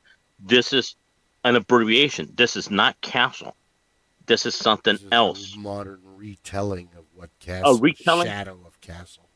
A Shadow of Castle is not Castle. So I looked at it, and I started looking at other ones. And I looked at some like with Captain Marvel. There's been so many different reiterations of Captain Marvel, the female Captain Marvel, or Miss that Marvel. they cannot get it right. And I looked at it, it's like, what are they feeling? What are they missing? Because Captain Marvel, our old Captain Marvel, Marvel, the one who had cancer and died, was a good story. He was out there. He wasn't everybody's cup of tea, but he lasted a long time. And Miss Marvel was this blonde lady who kicked ass, and I have a couple of her comics. I got them when I was really young, and I drew all over them in crayons. She was fighting lizard people. Correct. And Miss Marvel was, you had a woman that was there until she was stripped of her powers with Rogue. It happened in the comics. It happened in the cartoons in the 90s. Yep. And we could see a definition of what it is. But then something happened, and you got the new modern Miss Marvel, Then you had Captain Marvel, and each one's a deviation of Karen, one or the other. what's her name? The But black lady. yeah, She was good. She was a good character. he was good And too. then He was she was in the. like gone. They didn't give a shit about her after like 5 They years. got rid of her. They got rid of her, and that was a character that could have went more. But I think she competed too much with Storm. But if you look at it, the new Captain Marvel and the Miss Marvel. Hold on, wait. You just opened up a whole other can of worms. Do you think that that's true? Oh, between Photon and that Captain Marvel with Storm, it might be because what it was they were competing to it, and Storm was very popular. Remember, Storm was leader of the X-Men. So as for a black individual, she was a popular character. She still is. Hold on, let's go back in X-Men history. The reason that Mhm. Storm is the leader is because X Factor is created, and Cyclops and Marvel Girl and Beast and Angel go Correct. over But to. in the 90s, she becomes leader of the X-Men. Yeah, she becomes leader of the X-Men during the mutant saga, during the Brood. She's leader of the X-Men. So what happens is what I think was Well, Captain hold on. Marvel. Go ahead. Yeah, but you got to look at it. It's not Storm as I'm talking about. It's Captain Marvel in her iterations because they went from Marvel to Photon, the other Captain Marvel. Then they went to the new Captain Marvel. They went to Miss Marvel and so forth. And Nova What happened is in was there too. it's what I say is the reason why it kind of fails and fumbles is they don't know who Captain Marvel is, whether male or female. And what happens? They keep trying to like the one she had one a 6-issue series where she got the powers of Doctor Strange. Before that, she had the powers of what is of like a celestial. They don't know what the character is. They don't know how to write the character, and that's why it keeps failing. That's why they keep canceling it. And I look at it in it itself. That character, nobody likes that character even now because they don't know who the character is. Nobody's been able to put definitions of the character and say what her true definition story is and who she really is or who they really are. Aren't they the Nova Corps? Because there's No, Captain Marvel is something totally different. because it's the answer to Green Lantern for DC. They wanted to create another galactic police force because there's the Marvels and then there's Nova, and then all of a sudden Miss Marvel appears, the Muslim chick with the magic bracelet. Yeah, that's an insert. That's an insert. Yeah, that's the creator to get another audience that you're not going to get that audience, dude. No, you're not going to get it. And it's they were trying to do the Green Lantern thing, but failed miserably. And that's what I look at is they don't know what the hero story. They don't know who Carol Danvers is. And she took the monitor of Captain Marvel, and I think that's what they come up with. It is sometimes they look at a hero as a uniform and not realize the person that's inside. Got Brie Larson, where she's just like gorgeous and has an amazing body, but then she opens her mouth, and you're like, yeah, oh. Well, this goes back to the writing of it, and this goes back to it is the character is the person, not the costume. True. So it's like I give you another perfect example. We're going to find out is with Ironheart. Ironheart was considered with Riri Williams when they killed off Tony Stark. It was a drop in sales. They wanted new blood. They wanted to create the all new back in 2014 all new Marvel. So they created Riri Williams. Figured, oh, let's make somebody smarter than Tony Stark. She gets Tony Stark tech and creates her own Iron Man, which becomes Ironheart. Well, I understand the character. The character's not too bad, but the problem with the character is it's a derivative of Iron Man. She doesn't go through all the steps as Iron Man. It's a lot of shortcuts because she takes one of his old armors. Yeah. So the problem is she spring loads off of Iron Man. She didn't come up with her own armor completely. She started with something of Tony Stark's and built from there. So you can't have her without having Tony Stark first. Yeah. So it wasn't like she come up and through her own way created something separate and they just wound up being there. So she didn't have a hero's arc with it. So a lot of people don't like her in that form. She never made great sales because of that. The character's not bad. I'm not saying that she's a bad character. It just what happens is you cannot replace Tony Stark with this character. With this and likewise, she become her own character, but they brought Tony Stark back, but it never caught on. He's died so many times with his heart, with his liver, and In the comic books, Jarvis is a real dude. In the movies, Jarvis is a AI simulation. It's, it is what it is. They make changes. I agree with you because there's two things that are absolutely fascinating with the Marvel world. In the Marvel universe or in DC, it's also true. You have super tech geniuses that suddenly bring futuristic technology to life and end up fighting crime with it. And this is a beautiful, amazing story. However, I think you're a completely right guy because Tony Stark saves himself after being a child of privilege. That's how the story is. And honestly, that's a French story, German story, Dutch story, Russian story, English story, Greek story, Roman story. I could just name every, because that's, even in Asia, even in everywhere, a lot of people that Batman's another perfect example. Batman and Tony Stark, they are born with silver spoon in hand. Lord, don't they help themselves? But suddenly, for Batman at age 8, for Tony Stark at age, how old is he? Isn't he like 28 or 30 or something? His whole life takes a 90-degree turn. Things are fucked up, and they have to save themselves. They have to phoenix their way out of the situation of the game of life. They have to dig down. Oh, hey, Stella. They have to dig down. Okay, goodbye, Stella. They have to dig down real deep and get even Spider-Man should be on this list too, because Spider-Man is not given any. Well, no, that he doesn't fit then, does he? Sorry. Whoops, too early. So yes, they go through this. Oh, hey, Stella, you're on this side now. They go through a hero's journey that's backwards, where normally the hero ends in riches and wealth and things like that. But with those two particular characters, and a few Arrow and a few others that are smattered through the DC and Marvel universes, they go backwards. They start out with everything. Lamont Cranston, the Shadow. They start everything. They have a fall from grace, and then they have to build themselves up, and they not only become as good, they become way better, and then they save the world. And those are really good stories. But then secondary to that, you have Spider-Man and a cast of others where they're given abilities by an accident, Flash, and they learn to hone those and end up saving everybody because of the horrific things that have happened to them. But, what you said, everything is true. What I found out, and the easiest way to find out about it, it's the newer writing. Something is lost.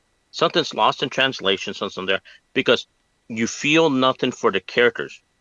Old character stuff that we wrote, we felt something with those stories.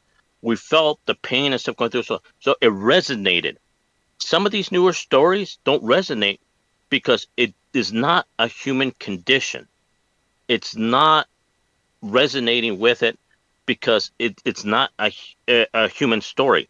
So when you read some of the new comics, and like when I read The Punisher and I read some new ones, it doesn't resonate, doesn't say anything. I don't feel nothing for the characters because it's explained to you and not shown. You don't go through it with the character. This happens. Okay, this happens. So it's kind of a disconnect. What I've noticed something in there is what I noticed with the fandom, and that's why I brought the fandom, the dark side of fandom, is that sometimes with fandom is that you have people that love the characters, enjoy the characters and what it is. Then you have like a disconnect with the fandom that don't know really what the character stands for, so what it revolves to it. Or you get this lack of empathy, going back to what Rob says. So some of these new stories have a lack of empathy for the character, for the reader, or for what the story that they are telling from beginning to end, because it's no longer a morality tale. Because I look at it and go, what is the point that you're trying to come across in telling this story? Is good good? Is bad bad? Is not doing this? And you don't find yourself in a morality tale anymore. There's no resolution. There's more questions than answers, and there's unresolved things. Yeah. So like going even what the good example would be like the last Star Wars movie, the Last Jedi. It makes more questions than answers, and doesn't. You go from one point to another point, and it subverts you so much that you don't know what it was really for. Was it good? Was it bad? You understand that it doesn't forward the story. It gives you more questions than answers, and you still have no resolution to those I answers, didn't watch so it. you don't know what's going on. So regardless of what the story is, if you look at what it is, it happened, Yeah. and that was it. What am I left with? Nothing to lead you on, nothing to go on. You you blew everything out of the water. There's nothing left on. That's Yeah. like leaving nothing at the end of the story. We ended it right there, and you go, okay, I haven't what seen the now? last one, but like, what was the second one?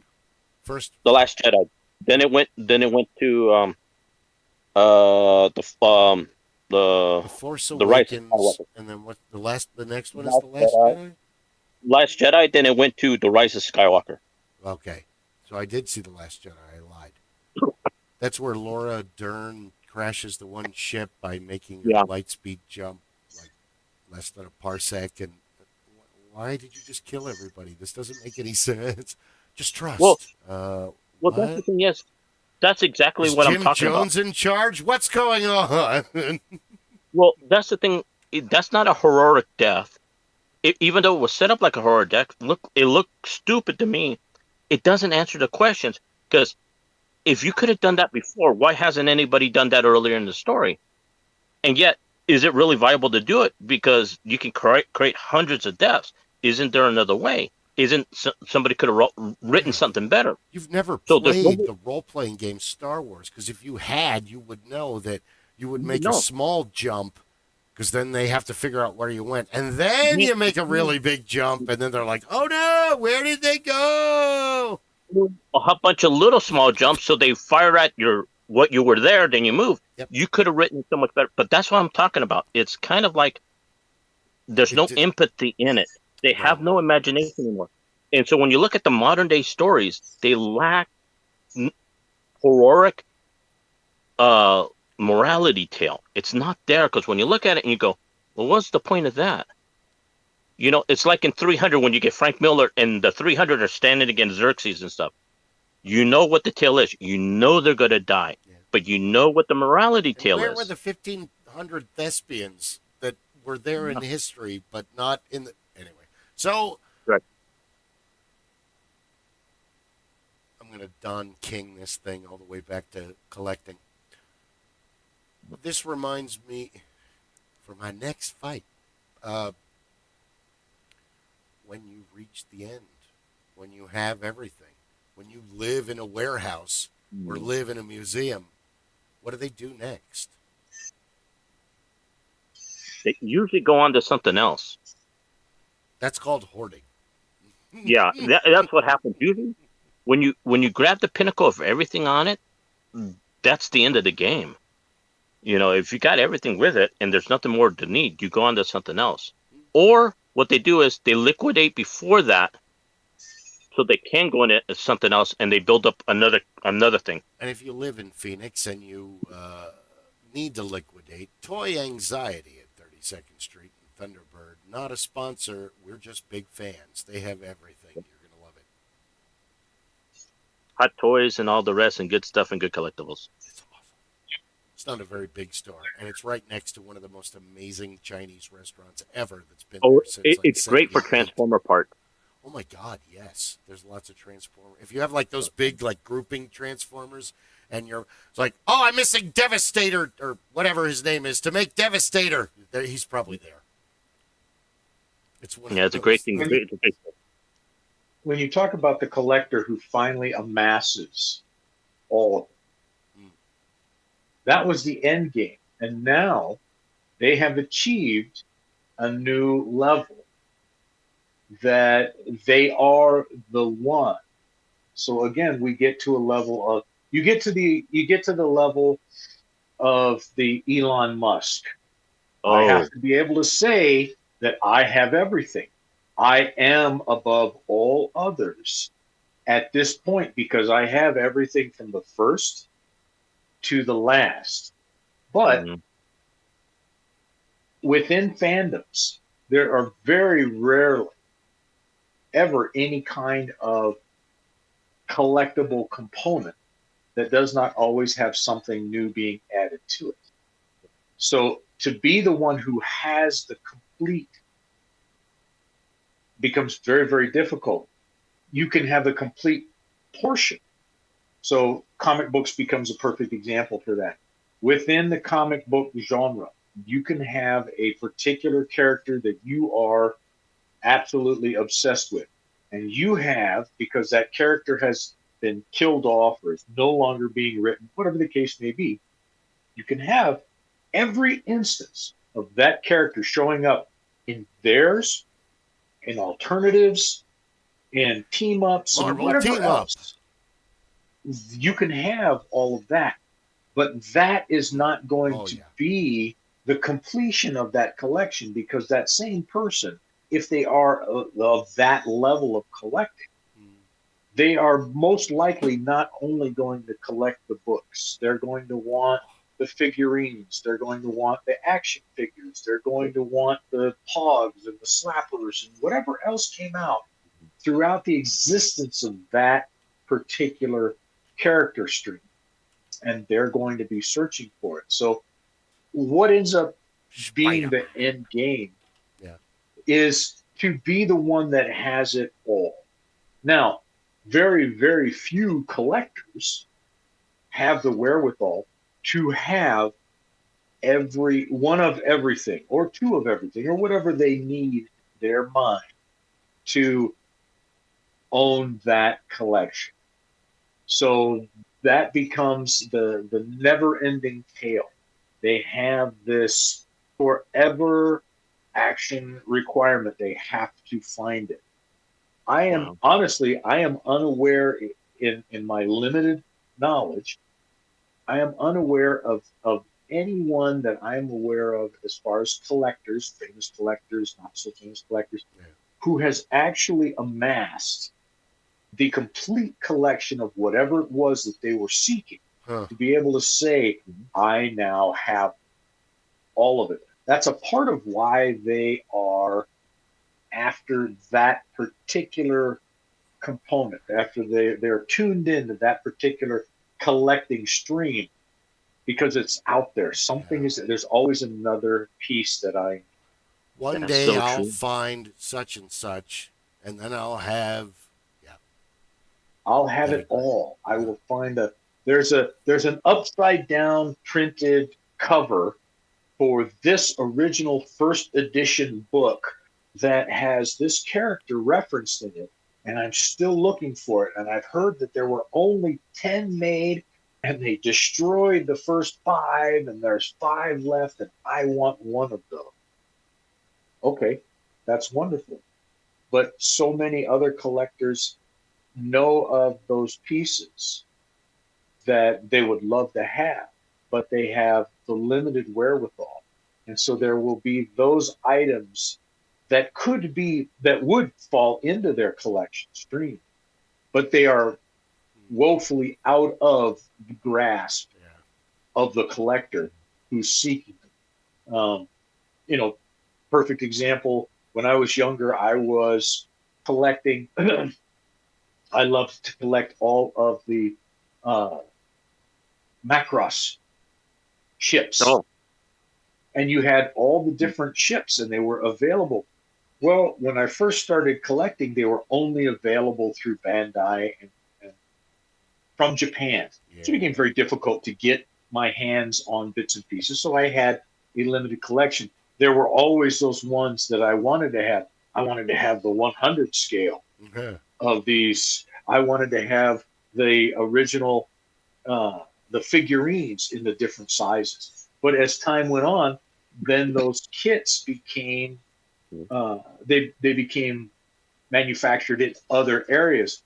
Other companies got licensing to make those kits. So now there were other kits that had somewhat different molds. They had different things, and you looked at it. And that was when I started stepping back, things like that. I used to collect all of the starships from Star Trek. So I had the original kits from MPC. I had those original kits that I had built up. And then I wanted to build the different ships. It became, can I kit bash to make the ships that were available through all of the extraneous or all the extra stuff that came out. So you had all the Star Trek manuals and you had all of the other things, not including any of the tabletop games and then later the computer games. But you had all of this material that was available for Star Trek that showed all of these amazing fleets, and then you had everybody else's fleets that you could build in kit bash. So that became a driving force. Fleet of the glorious Klingon Empire. Sorry. Oh yeah. Well, you've been in my workshop. Yeah, I have a section of woodworking tools because I love woodworking. But there was a time when I would go and I would go to tool shops, antique shops, swap meets, go to Habitat for Humanity, and I would buy old woodworking tools. And I would be looking for specific makes or specific styles or specific designs or specific tools to fill in those gaps. But again, I looked at a lot of that stuff and it became a matter of, I cannot have this complete collection because I would then be fighting with the Smithsonian and with some of these German museums of handmade tools and the like, and there's no way I could get some of that stuff. Yeah. So it becomes that revelation that, yes, I still love these things.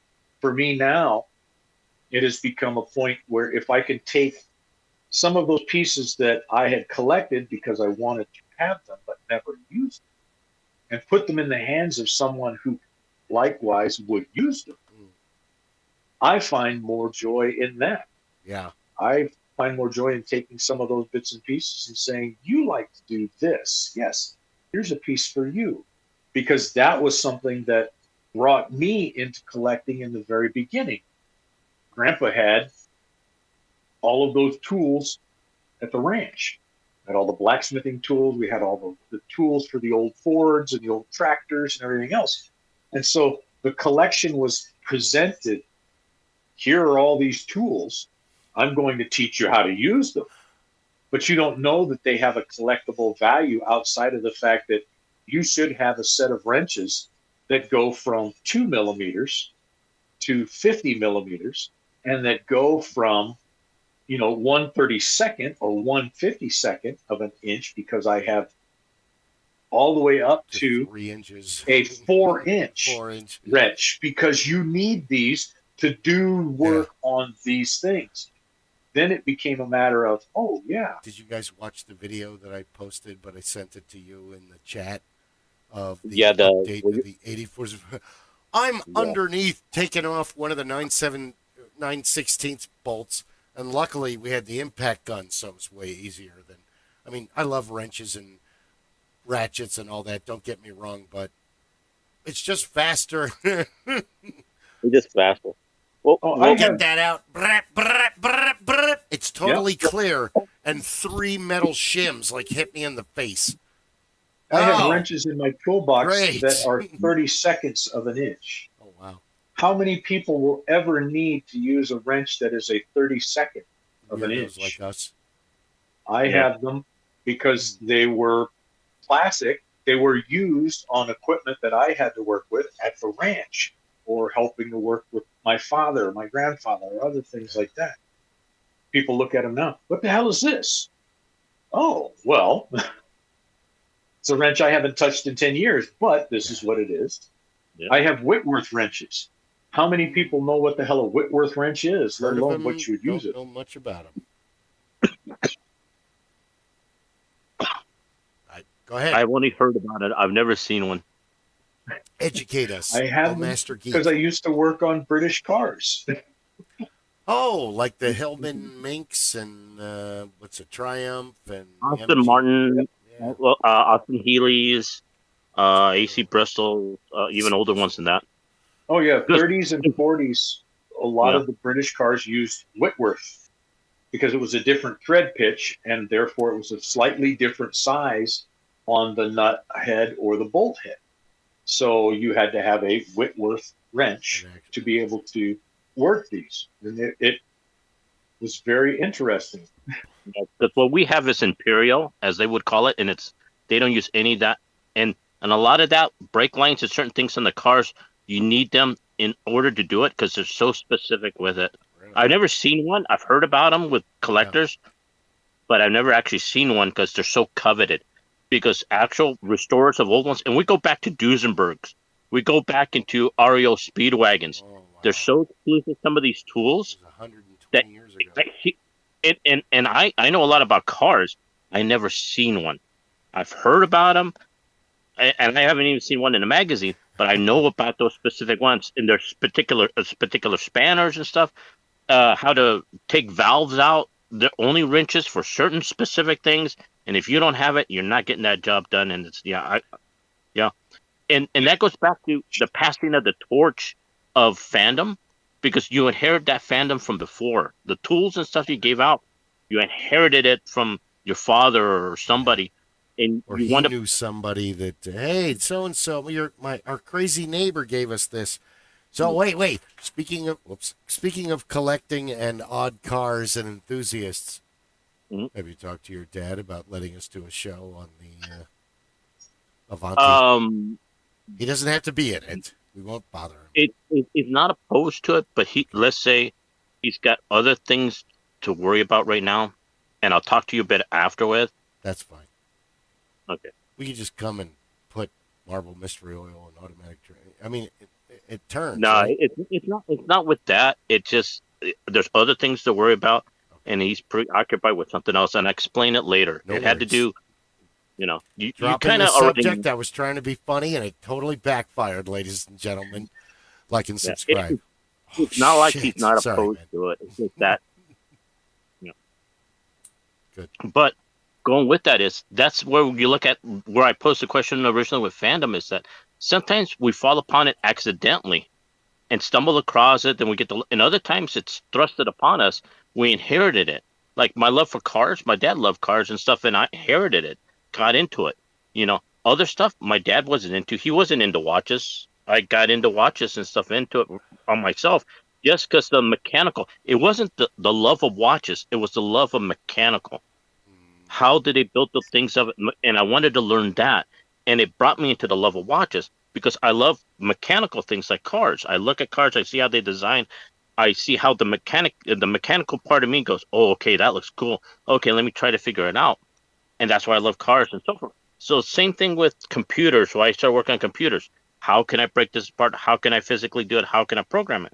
Was that love for that brought me into that kind of industry, brought me into the work, and brought me into that love, to that fandom. Because before, I didn't know what it was. And then I got into it. Then I went, oh, this is nice. Then other ones were like, here, try this. Like, my parents weren't into comics or nothing, none of my brothers. I just happened to pick one up, read it, and went, wow, this is neat. What happens next? Yeah. The morality tale, left on a cliffhanger. What's next? Let me find the next one. Oh, I didn't find this one. There's this one. Well, let me read that one. Then it kind of snowballed. Because really, the geekdom in my family, we're just regular individuals. We stumbled upon the geekdom, the Hot Wheels, as we went discovering things, The meme except for the level. Before I got banned on Facebook, because yes, I'm banned again on Facebook. Anyway, that's not important right now. What's important right now is that the last meme I posted was that the most expensive obsession for men starts at 99 cents. And the picture is two 3-year-old boys looking up at this Matchbox display, and they're like, yep. And they banned you for that? Oh, no. We're not going to talk about why that. And it's not important why they ban me all the time because I can't keep my mouth shut. Anyway. Okay. That was funny. I seen that post. Because I won't mind my own business. That's why. I like to poke the bear with a stick. That's why. You're it's banned. Oh, no. I'm banned from your socialistic platform. Anyway. So, obsession starts in the crib, dude. Oh yeah. Teddy bears or dogs or penguins or chickens, and then it's other things, and then by the time you're walking, your mom paints your room in clown wallpaper with clown drapes and clown bed sheets, and then there's clown porcelain decorations and stuffed animals and clown this and that, and then they wonder why you won't pay attention in school and you're bothering all the kids to try to make them laugh. Well, it's documented, right? That the uptick in all engineers that are made now has been traced back to Star Trek, and all the stuff that they come across that people saw then became engineers because of they were inspired. They were inspired by Scotty. They were inspired by the technology. All of that. It brought in a whole group of engineers, planners, and stuff because of that fandom of Star Trek. And it's documented, fully documented, that they came back and said, I became this because of this here showed me a possibility. Yeah. So that fandom led into, or whole even prospect. Yeah, DeForest Kelly, who played McCoy, he wanted nothing more than to be a doctor, and of course he didn't. Sometimes you don't have the money or the schooling to be in the medical profession, but you could be an actor and play a doctor. And so many people were inspired and became doctors because of McCoy.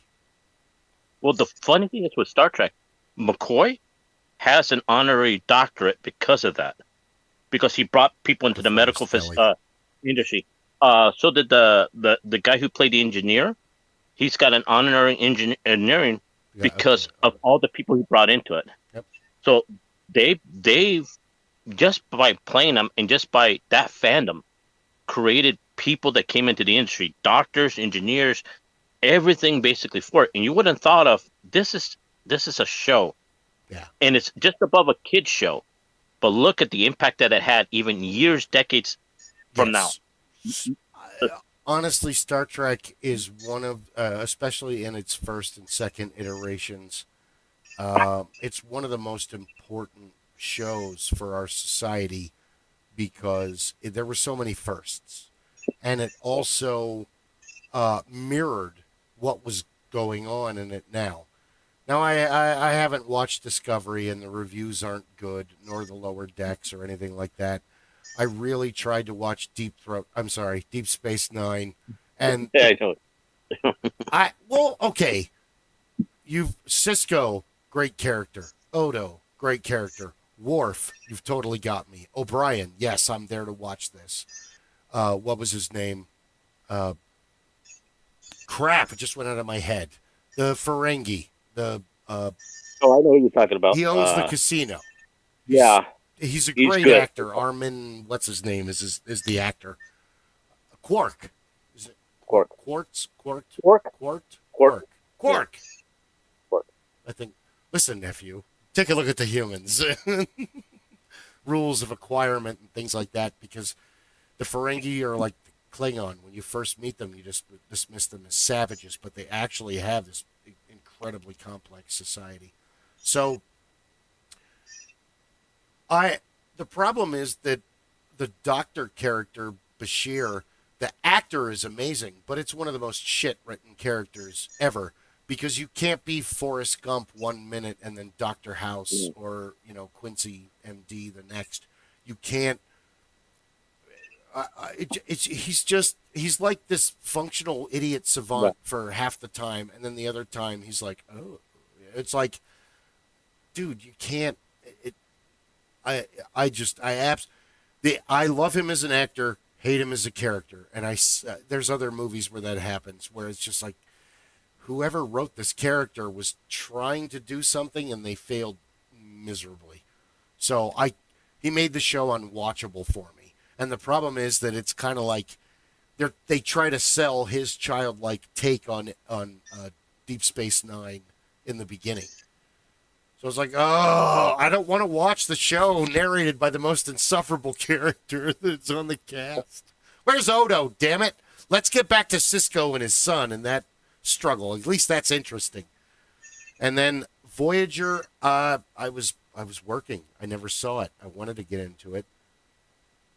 Captain Mrs. Loopner from Saturday Night Live was heading the Voyager, and Todd, and yelling at Gilda Radner and Bill Murray. Well, I liked all of them But she because was I've seen obsessed with Voyager, coffee. I love her. I've seen Deep Space Nine, The Next Generation. I even seen the new one with Scott Bakula, Enterprise, which is a good series. I like that Is it series good? with Scott Bakula. I've seen Oh, parts of it. Of course, Quantum Leap and Necessary Roughness. Big Scott Bakula fan. I think he should have been in a lot more. He has the everyman appeal. You could put him in a movie and go, he's the everyman. Let's go. The only thing is like with I started watching Discovery, then I realized that something happened with Star Trek, that this wasn't the Star Trek that we know, because the Klingons were different, it's different. So that Star Trek Discovery may not be in the same universe as our Star Trek on it. And I heard it referred to as Kurtzman's track, not Star Trek. I think there's something with Kurtzman with Secret Hideout and the writing that they can use the characters, but they have to be a percentage away. So it's not exactly, because they introduce a spore drive and some weird stuff, and the Klingons are not like the Klingons on The Next Generation. So I don't think it's the same universe. I think it's a different universe. So that's how I look at it. It's not the same universe as that Star Trek is in. That makes me feel better. Even though they have some of the characters that are in there, some of it doesn't align. So I think it's their version, but I think they call it the Kurtzman universe or what. What's the redhead's name? I forget. What's her?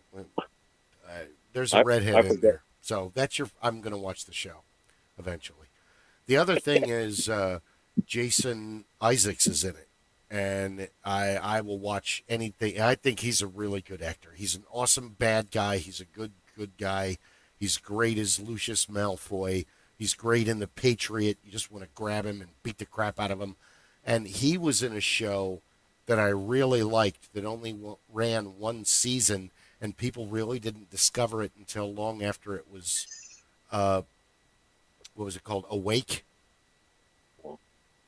I don't know if you've seen it. He's like a cop, and he's coming home from an awards show, he and his wife and his son, and they get into a car accident, and he wakes up, and his wife is dead from the accident, but his son is alive. And he goes on with his life. And then he goes to sleep, and he wakes up. And then when he wakes up, his son died in the car accident, but his wife is alive. And then he goes to sleep, and his wife and his son is dead. So every time he goes to sleep, eventually he has to start wearing bracelets that are different colors so he knows which reality he's in. Meanwhile, the two psychologists that are analyzing him keep telling him that other world is fake. That's all in your dreams. That's in your mind. That's what the other guy said. Interesting premise. It's a great show. It's like True Romance or Usual Suspects. It's amazing. No one's ever seen it. They ignored it. People don't fucking care. It could have been that it just didn't hit the market that it was. Yeah. Because what I've noticed, just to give you a heads up, is like with Star Trek Discovery, is that Tully. That's her name. You question stuff that they do, and you're like, huh? Why would you do that? It like, if you remember Next Generation, it had a lot of things that made sense, and it was very educational because you learned stuff. I've learned a lot about quantum stuff just through Next Generation, about a bison spear, about learning stuff through it. And I went, well, that's interesting. Let me look at it. Yeah. In Discovery, you don't have that.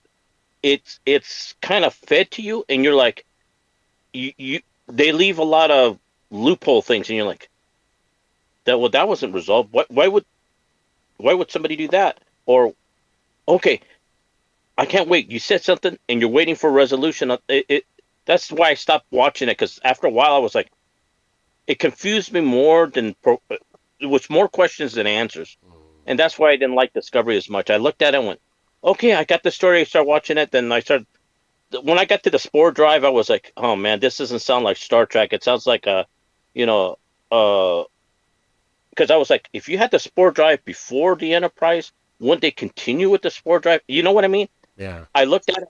it can't be in the same universe because some of it's contradictory to what happened. That's where it lost me, and I went, and I gave up on it.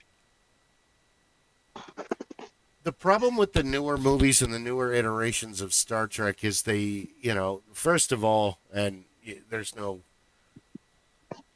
they let Abrams direct the Star Wars and the Star Trek movies. And I was watching, of course, not affiliated with, I'm just a huge fan of the Critical Drinker. And what he said is really kind of the truth, where the beauty of the original Star Trek was Kirk and McCoy and Spock, which in a theory, Kirk has a very George Washington kind of leadership quality and it's very effective. I use it myself. Eisenhower and Washington and so many others, the way they were generals and eventually presidents, and in this case captains, they hand-picked advisors. They hand-picked their immediate underlings. And when they got new information,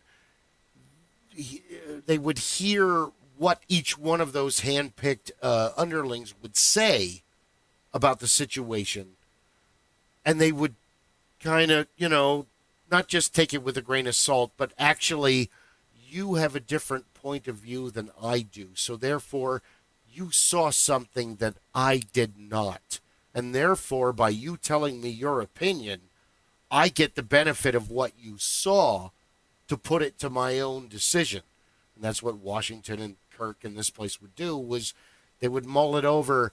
They would listen to Sulu and Chekhov and whoever, and then they would make their own decision after the information.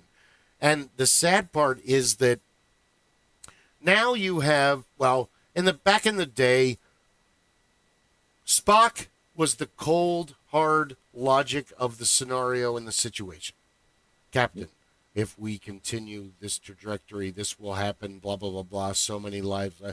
Where McCoy was the cold, hard, or the warm humanity of, Jim, don't you understand that all those people down there are in peril? We've got to go. And he would take the logic and the humanity, and he would make a decision based on the ends justify the means, and the needs of the many outweigh the needs of the few. And it's not easy being. That's what a lot of Kirk kind of took with the bravado and the nonchalant, gallant kind of, all right, crew, captain, this is, but he still had to make super hard decisions. Even the best thing about the Next Generation is they fuck up all the time on the show, but they own up to it. It appears that we've made a mistake on Yularen 4 with the Prime Directive. They realized that. I'm sorry, my Picard sucks. I'm not very good at it. But they were accountable for the mistakes that they made. Where Deep Space Nine's a little different. It's more of dinner murder theater over, and that's not bad. It's actually. I wanted to be a big fan of it, and I thought it was very well set up. But and I'm not the only one that saw a show where they didn't like one character, and no matter how many episodes they tried to watch, they're like, "Oh my God, shut the fuck up!" Every time that character comes on, even in the Mila Kunis. Oh my God, I love Mila Kunis, but oh my God, Jackie is so annoying. Michael. Well, the problem with Deep Space Nine is you had one thing on it. It was a space station, so. It was kind of like you're waiting at the bus stop and people come in and off of the trains. That's all what it was. So the problem is... That's a good analogy, guys. Sorry, that's let's basket this for a second. It's the bus stop. It's the train station. The diner near the train station. Oh my God, you're right. Yes. Out in the middle of fucking nowhere. Middle of nowhere, and people come in, people go. Convoy comes in, it's in trouble, you need to help them. The Kardashian Empire. Dude, on the scale of empires, they're really small, honestly. Like the Klingons or the Vulcans, they could come and wipe them out at any moment, really. So that, I understood that. They were limited on the stories they could tell. Where the Enterprise and Voyager, they're out there investigating. You don't know what trouble they're going to get. because they're constantly out there doing Yeah. stuff. So they were out there. Like now, the best Star Trek that I've seen, and I suggest you guys will watch it. Oh. Watch the Orville. What I've seen of it looks absolutely hilarious, and I want to see more. But again, it how do is you get so good pay-per-view that future? it's like a chef's kiss to the old Star Trek, because it is a morality play, but it's done with humor, but it hits you at the end of it. Yeah. And what I like about it, when you look through all the seasons and watch all the seasons, in every episode, even though you don't think it connects somehow in spirit. That when you watch it, the morality play is so good that when you look at it, you're like, oh my God. It makes you feel something, because you fall for the characters as you go along to them, because they screw up all the time. Mercer screws up. Everyone screws up. Everyone does something stupid. Everyone does something comical. Yeah. But it affects the story as they go along. But it all part of the crew. So as for Star Trek, the Orville is the much closer modern day. Like Star Trek was. Star Trek and like Starship Troopers and the Orville are unique, and that's why they should be celebrated, because they're the minority of sci-fi stories where the giant gung-ho superorganism that's in control of the galaxy is actually a positive thing. Well, I mean, yeah, it gets corrupt from time to time, and there's the grand stories of that. But in general, the Federation is a pretty good thing. The whatever the Orville has, and the civilians versus citizens fighting the bugs and things like that, where you're go. Where all the other stories, Star Wars, Firefly, even Farscape, Lex, Battlestar Galactica, the giant the Federation or Doctor Who's kind of its own thing. Same thing with Sapphire and Steel and Space 19. Well, no, Space 1999 is kind of in the group of Star Trek because you're for the space station. You don't want Martin Landau to die, and even Babylon 5. I guess that will be in the same grouping because go Babylon 5 save. Who are they fighting again? They never really say. They just have those weird lizard people and the guys with the super mullets that Flounder is the underling doing the. I'm trying to watch Babylon 5. I found it on Tubi. It's really neat looking. I missed it when it was first out because, working and trying to be alive. So I missed out on that. But why didn't you see this? Well, I was at work. I didn't. It was on, and I got. But if you can watch the Orville, Babylon 5 is pretty good, and you'll find out. You see the morality details. You see the old stories. You see it as they come out, and you kind of miss that on some of the newer stuff. But Orville will make you think of old Star Trek, just with more comedy humor. I know we're kind of off. Yeah, I know it's a humor. There are 4 sci-fi series that I really wanted to see that I missed. Babylon 5 was one of them, and I'm watching it now. Kind of. I took a break. Was it Earth 2? Space Above and Beyond, but definitely The Expanse. Because I've heard nothing but awesome stuff about The Expanse, but I don't know where it is. I don't know how to get it. Besides it's eBay, on Sci-Fi, and you have to have cable or something for it. There's a paywall to it. Have either of you seen The Expanse? Broccoli. I've seen parts of it when they were doing the free things on it, but I haven't seen the rest. But from what I've seen, it's good. It is good. It's a good sci-fi. It's one of those. It's a smart sci-fi, and you know what I'm talking about, Rob. It's very intellectually based, and you really think of what's going on, because you have certain type of space movies that you look at and like, oh man, that what? It doesn't make any sense. It's kind of goofy. Then you have other ones that actually, it's like, think of it. It's kind of like Interstellar, smart. So if you've seen the movie Interstellar, it talks about different things. It treats space like what space is. Yeah. So it doesn't belittle it, doesn't make it a joke or doesn't on it. There is a threat factor. Empty. Yep. Empty thing.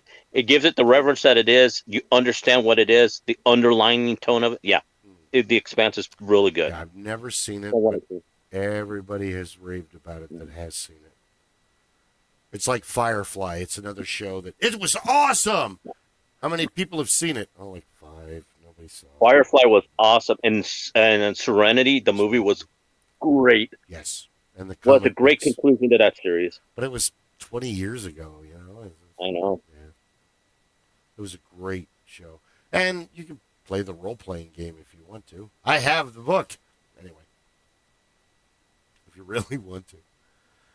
But I mean, that's kind of what happened. And we were talking about comic books and how they changed in the 90s, because really the 90s should have taken off, because you had Secret Wars and the New Universe and Infinite Crisis Earth, and you had all this other stuff, and then they killed Superman, and then Web of Spider-Man started, and you were still, New Universe was hanging on, but already a couple issues had been, like, what was it, Merc got canceled, and Spitfire and Kickers Incorporated got canceled, but Night Mask and DP7 and Cyforce and they limped on for a little bit longer. they limped on, and then they got canceled too.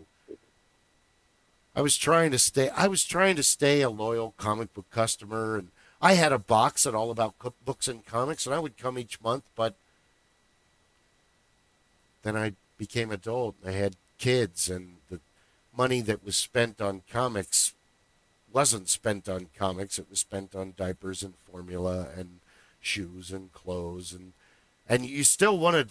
I still want to be into it, but I can't. You have to tell me about it now, or loan me the comics, because Yeah, it doesn't get feasible, and some of the stuff is. I can read it while I'm being thrown up on at 2 a.m. during a midnight feeding. It's going to be awesome. It's hard. Well, my friends, unfortunately, I'm going to have to cut it short a little bit. I'm being summoned. Uh-oh. Well, thank you very much for watching the Supreme Council of the Master Geeks Lodge. Oh, go ahead. Oh, no, go ahead. It's been taken care of. So now we're not stopping? We're not stopping. Let's keep going. Yeah. We are not stopping. We're still here to talk about the torment of toxic collector quality. And because, dude, even nerds are collectors too. And if you have a geek collector, they're going to be like, hey, what do you got? Cool. Do you know about this? Well, no, tell me more. Absolutely. All about this. And then if you have a nerd collector, you'll be like, what do you have? Just that? You suck. Anyway, I'm so much better than you. And that's the difference between nerds and geeks. I know we keep covering that. But, dude, just enjoy your own collection and collect what you want. If other people make fun of it, it doesn't matter. Or I have a collection of clown figurines. They scare the hell out of people. Don't listen to the people. If you like them, keep them. You know what I'm waiting for right now? Sure. With geek culture? See the flare. And it always happens. And right now, the time is getting ready for it to come up with it. Is a renaissance, but of a different style. What I mean is, sooner or later, a new hero is going to pop out.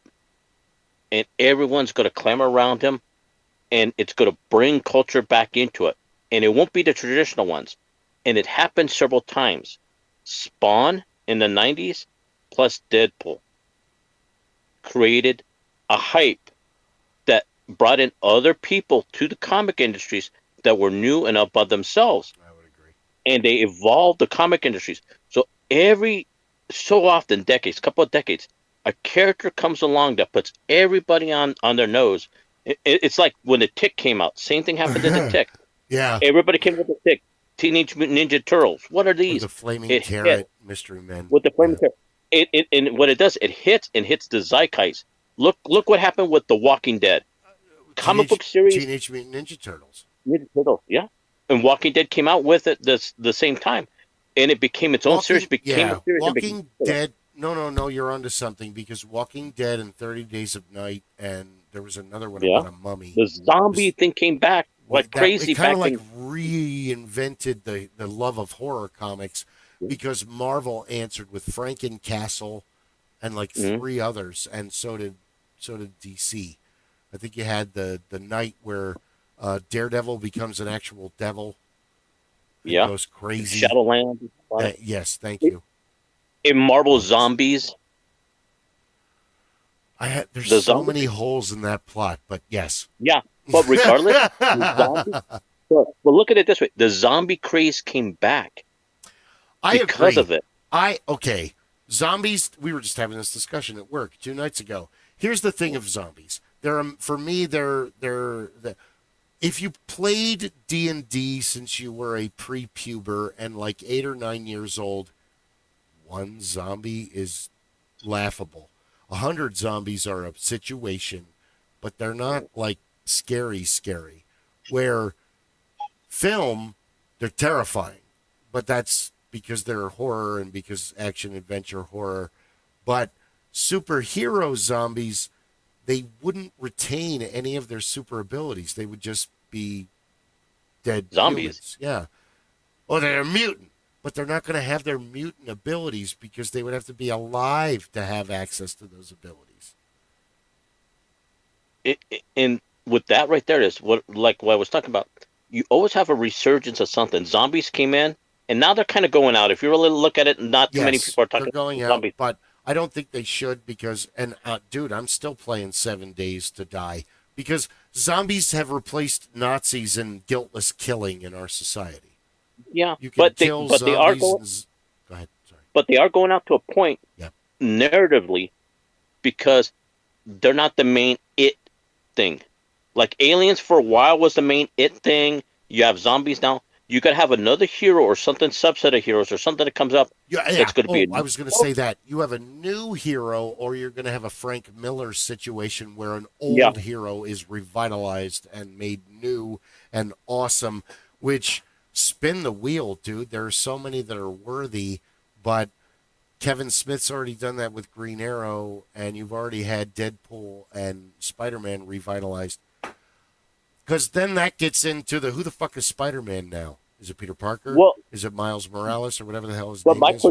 My prediction is it's not one of the main characters. It's not going to. It's going to be something that comes out of left field, and everyone's going to be, whoa. Because, like, the difference between Spawn and Deadpool was Marvel-esque.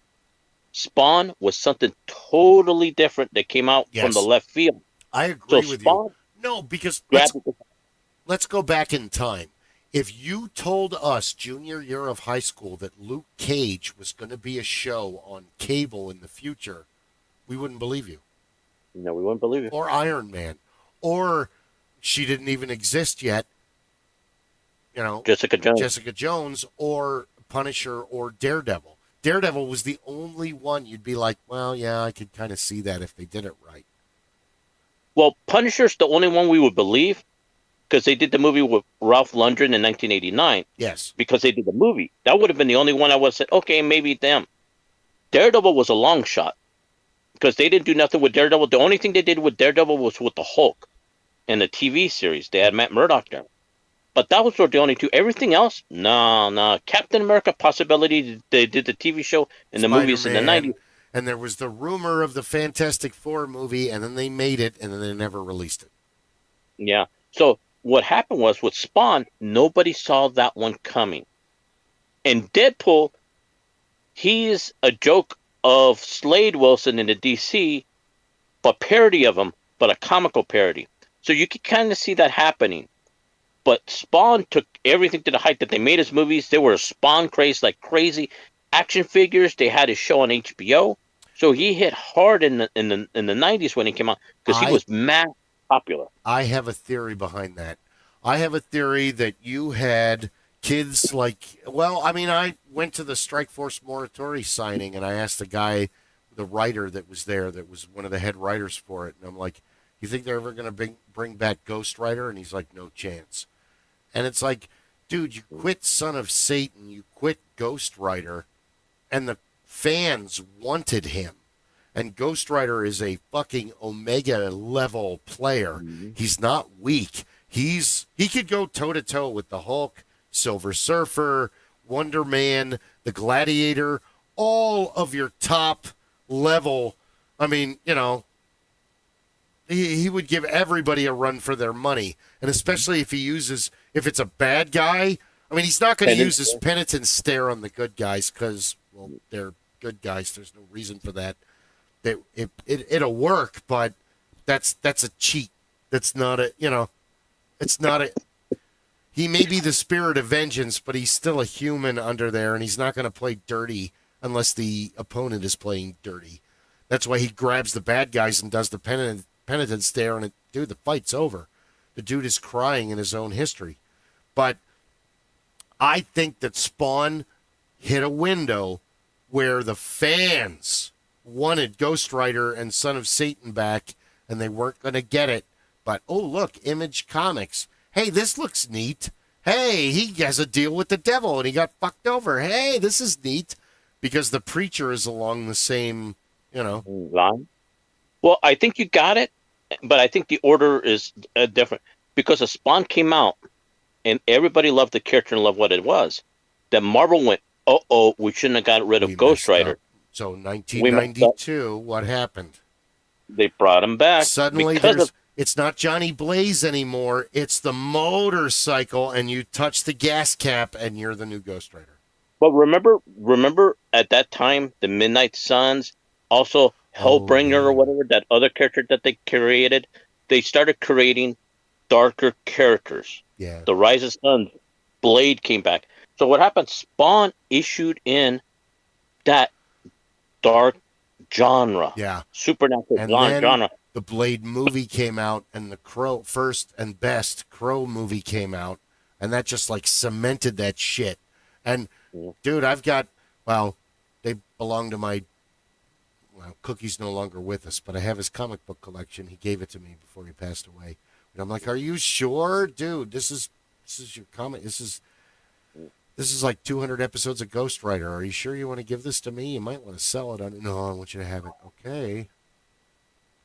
It's in store. But you see that? You're going to have a character that'll come out, and I just don't know what. I'm looking for it to see what hits next, because now we're in a little bit of lull. There's no new characters, and the old characters, they're having trouble with the old characters right now because they don't know how to write them, and there's no new characters on the horizon that excites anybody.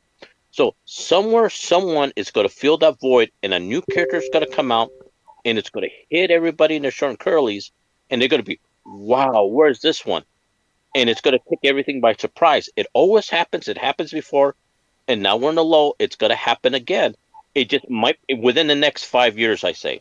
Within the next 5 years, Sun's going to come out, and it's going to move the zeitgeist again. And it'll create a new genre or something, revive an old genre, or make something with it, and it'll be something different, and everybody's going to go, wow, this is the neatest thing. And we're going to look at it. It's the same.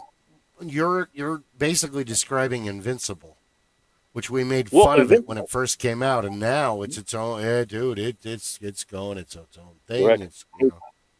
It's its own thing.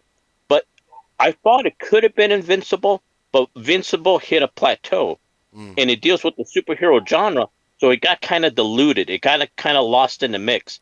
So if Marvel didn't happen, Invincible would have been higher. But the boys, Marvel, and all that kind of diluted Invincible. He's lost in the mix with all that. Yeah. This would be something maybe not superhero-ish. This might be something of a story of different means. You think, but it's going to move like Concrete or Evil Ernie or one of the. It might be something like you might get fantasy back. There might be something like Conan the Barbarian, but it's not Conan. It's another story that happens, and it moves that genre forward. It might be something totally different that we didn't think about. It could be a Western, but not that you thought of it. It could be something that moves the genre in a different tale, and it moves the zeitgeist. Because you look at it, that's why comic book movies are here now. It's like Westerns of a long time ago. It's like sci-fi of time. You had a genre all of it. When Star Wars came out, there was all Star movies that followed it in its wake. A whole bunch of, all of a sudden, space became a thing, and it became more acceptable. Battle Across the Galaxy, Battle Beyond the Stars, Space Raiders, you name it, it's there in cartoon, all forms. So something's got to come up, and I could feel it, that comic book movies will have its day, it'll have its dawn, and something will replace it.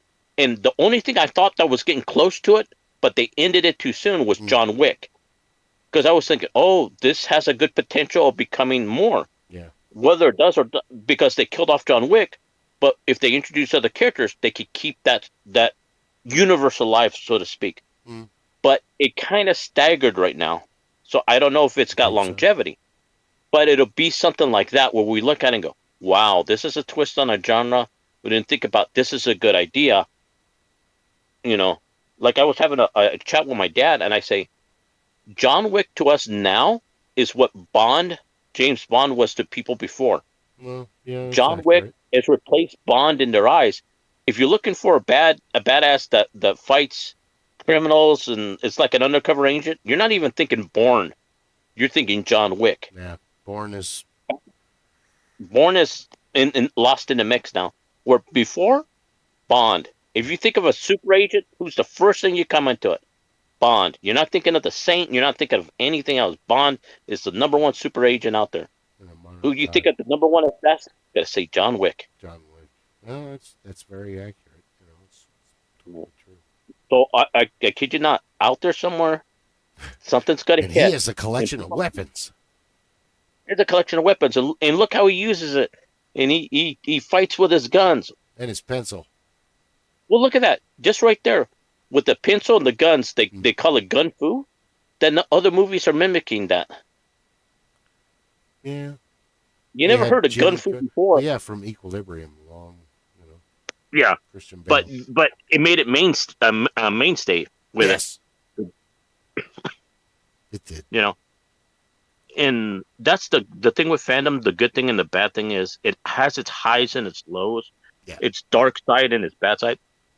Right now, we're going a little bit of the dark side with it because they kind of lost the fandom a little bit, and they're trying to find their footing. The good thing is there's always a renaissance in it, and there's going to be a new awakening with somewhere. Someone's going to write something, it's got to hit, it's got to catch, and everyone's going to go, where has this been setting? Yeah. And it's something that we know, we've seen or something, and all of a sudden everyone's like, wow. And I think that goes along with every genre, not just comic books, but cars and, all art forms, really, where someone comes along and goes, wait a minute, how about this? And everyone else is like, he's a genius! And then they all start imitating him, and then you have these many iterations of that new adaptation of the same old way. Because it's that we've always done it this way because we don't know any better versus we've always done it this way. Because we've always done it this way. Whoa, okay, we've always done it this way. Was it working? So there's always going to be that innovator, that revolutionary, that person that's like, wait a minute, if we do it this way, it'll save time. But again, that I think that comes with time and error, really.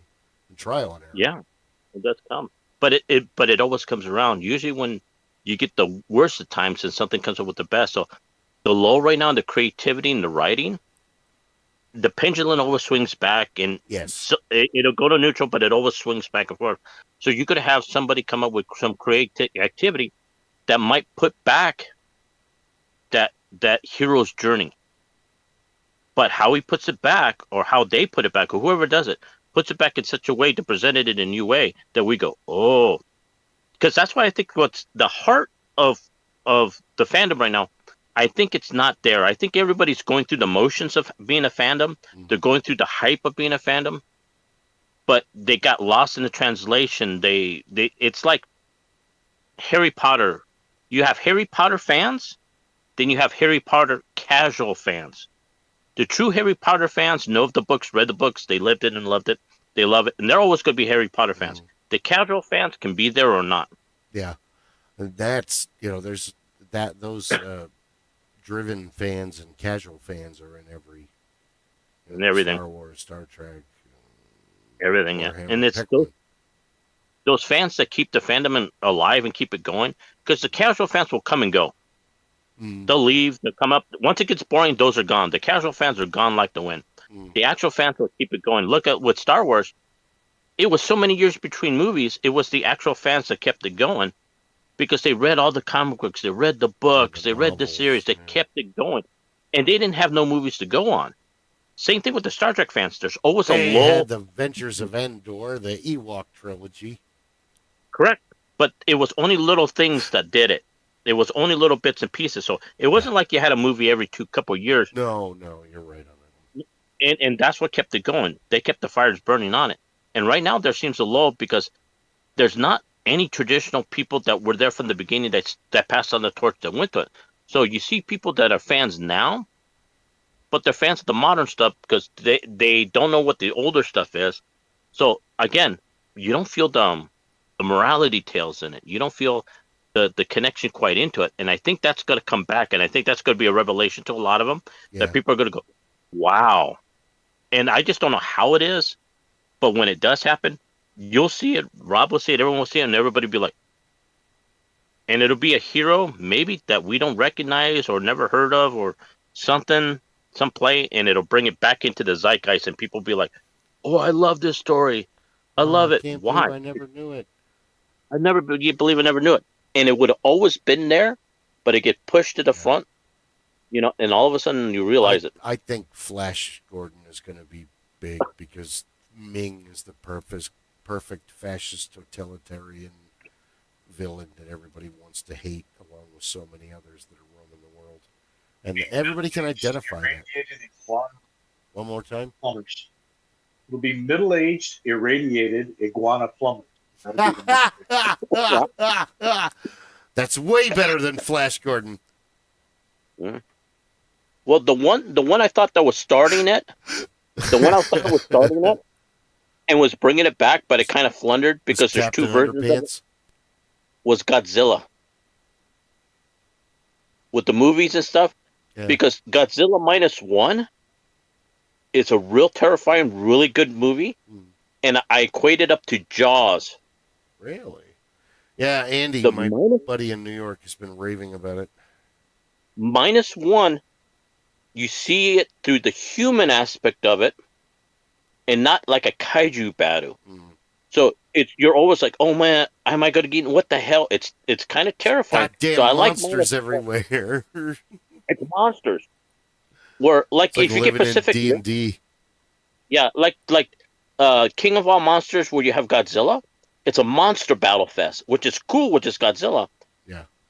You talk a little bit about the people down there, but you never get to see the experience of him going through it and on it. Where -1 is more low key, the devastation is the same, but it's more realism on it. So when you look at -1, look at -1 and watch King of all monsters, and you see a difference, and the scope of it. In -1, from what they did, it's a great movie. And I was holy crap, this is a total different take on Godzilla. And it makes Godzilla, it doesn't look like a fuzz, it looks terrifying. So it's like the Jaws, you don't know whether it's good or bad, but you know it's a thing of nature. This is killing machine. Yeah. It's a killing machine, but that's the interesting thing, but it didn't take off as much. But I was thinking maybe something like that would be a catalyst to something new that would come up. Oh, yeah. Well, it's good. Well, it's the same. I haven't seen it, the Westworld show, but I'm so glad they did it because, that movie was terrifying when we were little. Oh, yeah, 1973, Yul Brynner. Yeah. And it's, the most terrifying movie that I ever seen. And a lot of people agree and don't agree. But you really have to watch it and you have to pay attention to it. And it is a morality tale, but it's a scary tale when you get down to the end of it. Soylent Green. Oh my God, yeah. Soylent Green's terrifying. It's terrifying because what happens is society, everything failed. There's no way to fix it. It is what it is. People when you realize staircases, families. Yeah. And even though it was done in the 70s and it was limited on the budget and the scope, the story, if you look at it, is it's a failed state. There's nothing you could do. There's nothing you could fix about it. Yeah. This is the cold reality of it. The haves and the have-nots. The haves and the have. Soylent Green impacted in the 70s like RoboCop and War Games, and it was a different time. and it was something that was a real fear that the government's not going to give a shit, and all of a sudden the corporations are going to take over, and people are going to be starving in the streets. And Soylent Green is people. They're making Soylent is made out of people. It's this. I forget what the process is that they, so you don't get curry, so you don't get people eating madness. So that's no fun. But yeah, it was a terrifying thing back in the day. Yeah, and if you think about it, without that premise of Soylent Green, you couldn't have the Hunger Games. It's similar presence, the haves and have-nots. But the one thing about the Hunger Games, it shows the society of it. The Road, correct? Or the Book of Eli, or any of those post-apocalyptic. Any of those. And sometimes the best apocalyptic movies doesn't show you a happy ending. It just shows you a ending. And that's what I think some of the best ones. It's like the best one, and I still to this day when I saw it, is Planet of the Apes, Charlton Heston, where you go through the whole entire movie. And spoiler, when you see the Statue of Liberty, and you go, "Oh, I never left home." Yeah, even till now, when I look at one, all the way back to Earth, and he looks, "God damn it, you blew it up. You blew it all to hell." That explains it all right there, because you think you're on another planet, you think you're somewhere else, and it comes up and it makes the reality, no, you're home. This is what happened. So that sci-fi ending said it all right there in, 1968, 69, when it came out? And that right there, it wasn't a great ending. It was an ending, and it put everything into perspective. It was a win. It's like the end of, also too, like the end of good horror movies, good sci-fi. It's like the end of The Thing. You don't know who the Thing is. You know they're going to freeze to death, and it leaves you ambiguous. Yeah. Because it's not about winning or losing or something coming up. That's just the story they tell. Well, no, he hands him gasoline to drink, and he drinks it, and that's how you know that the one guy is. Yeah, but they're both drinking at the end of it. Not the Thing. Yeah, but you don't know if the other guy is. Yeah. Oh, he is. So they keep looking at each other drinking. Because he hands him gasoline to drink. Well, he hands him that alcohol. Yeah, well. That he's got. He was drinking the alcohol. Yeah. Yeah. And they're both drinking it because they're going to freeze to death. He's waiting for his chest to burst open into teeth. And Cthulhu to pop out. So it leaves you there because they both going to freeze to death. Even if it takes them whatever, they're going to freeze to death and both are going to die. So it leaves you with that. Wes Craven left a good ending on that movie right there. No, John Carpenter. John Carpenter, yeah. Wes Craven was something else. But you got to have something like that, a renaissance with the fandom, with this side of it. Something's got to happen. It's got to change. It's got to shift. Because you can feel it. Because I'll be the first to say it, that it's getting to the point where people are getting tired of the superhero thing. Yep. It's going to pass. I mean, they got tired of... Before, it was sports movies. You had sports movies everywhere. From the late 70s all the way on. Oh, no, there weren't that many. Oh, my God. We could, sit here and name all of them. From, The Longest Yard, Best of Times, Varsity Rules, Necessary Major League. I mean, we can just keep going all day. Sports movies were the movies. They even adapted sports movies to Shakespeare because they took Othello and they made it into a basketball movie. Oh. Yeah. I never saw it, but they were raving about, we finally made a Shakespeare movie into it. Why didn't you just do it like the... anyway. Well, look at the rom-coms. They had a whole run of rom-coms for a time there. Yeah. In ways to lose this, all this, serendipity. And it went and came through. They haven't disappeared, but they did have a heyday. Yeah. So you always see with comics, you always see when something comes out, a certain flavor is going to come out and it's going to change everything. Right now, I think they're looking for new flavor, and I think they're lost of ideas. So like when Harry Potter hit, Harry Potter changed everything when it came. But Harry Potter now has became the baseline. And back then when Harry Potter came out, when it first came out, it was just everywhere. Yeah. Everybody loved it. Now it's kind of cooled down. Well, something else is good. Yeah. Harry Potter and the Jurassic Park movies are still vying for top position. Well, you can't have any more Back to the Future movies. You can't have any more. What was the other ones that were real big not too long ago?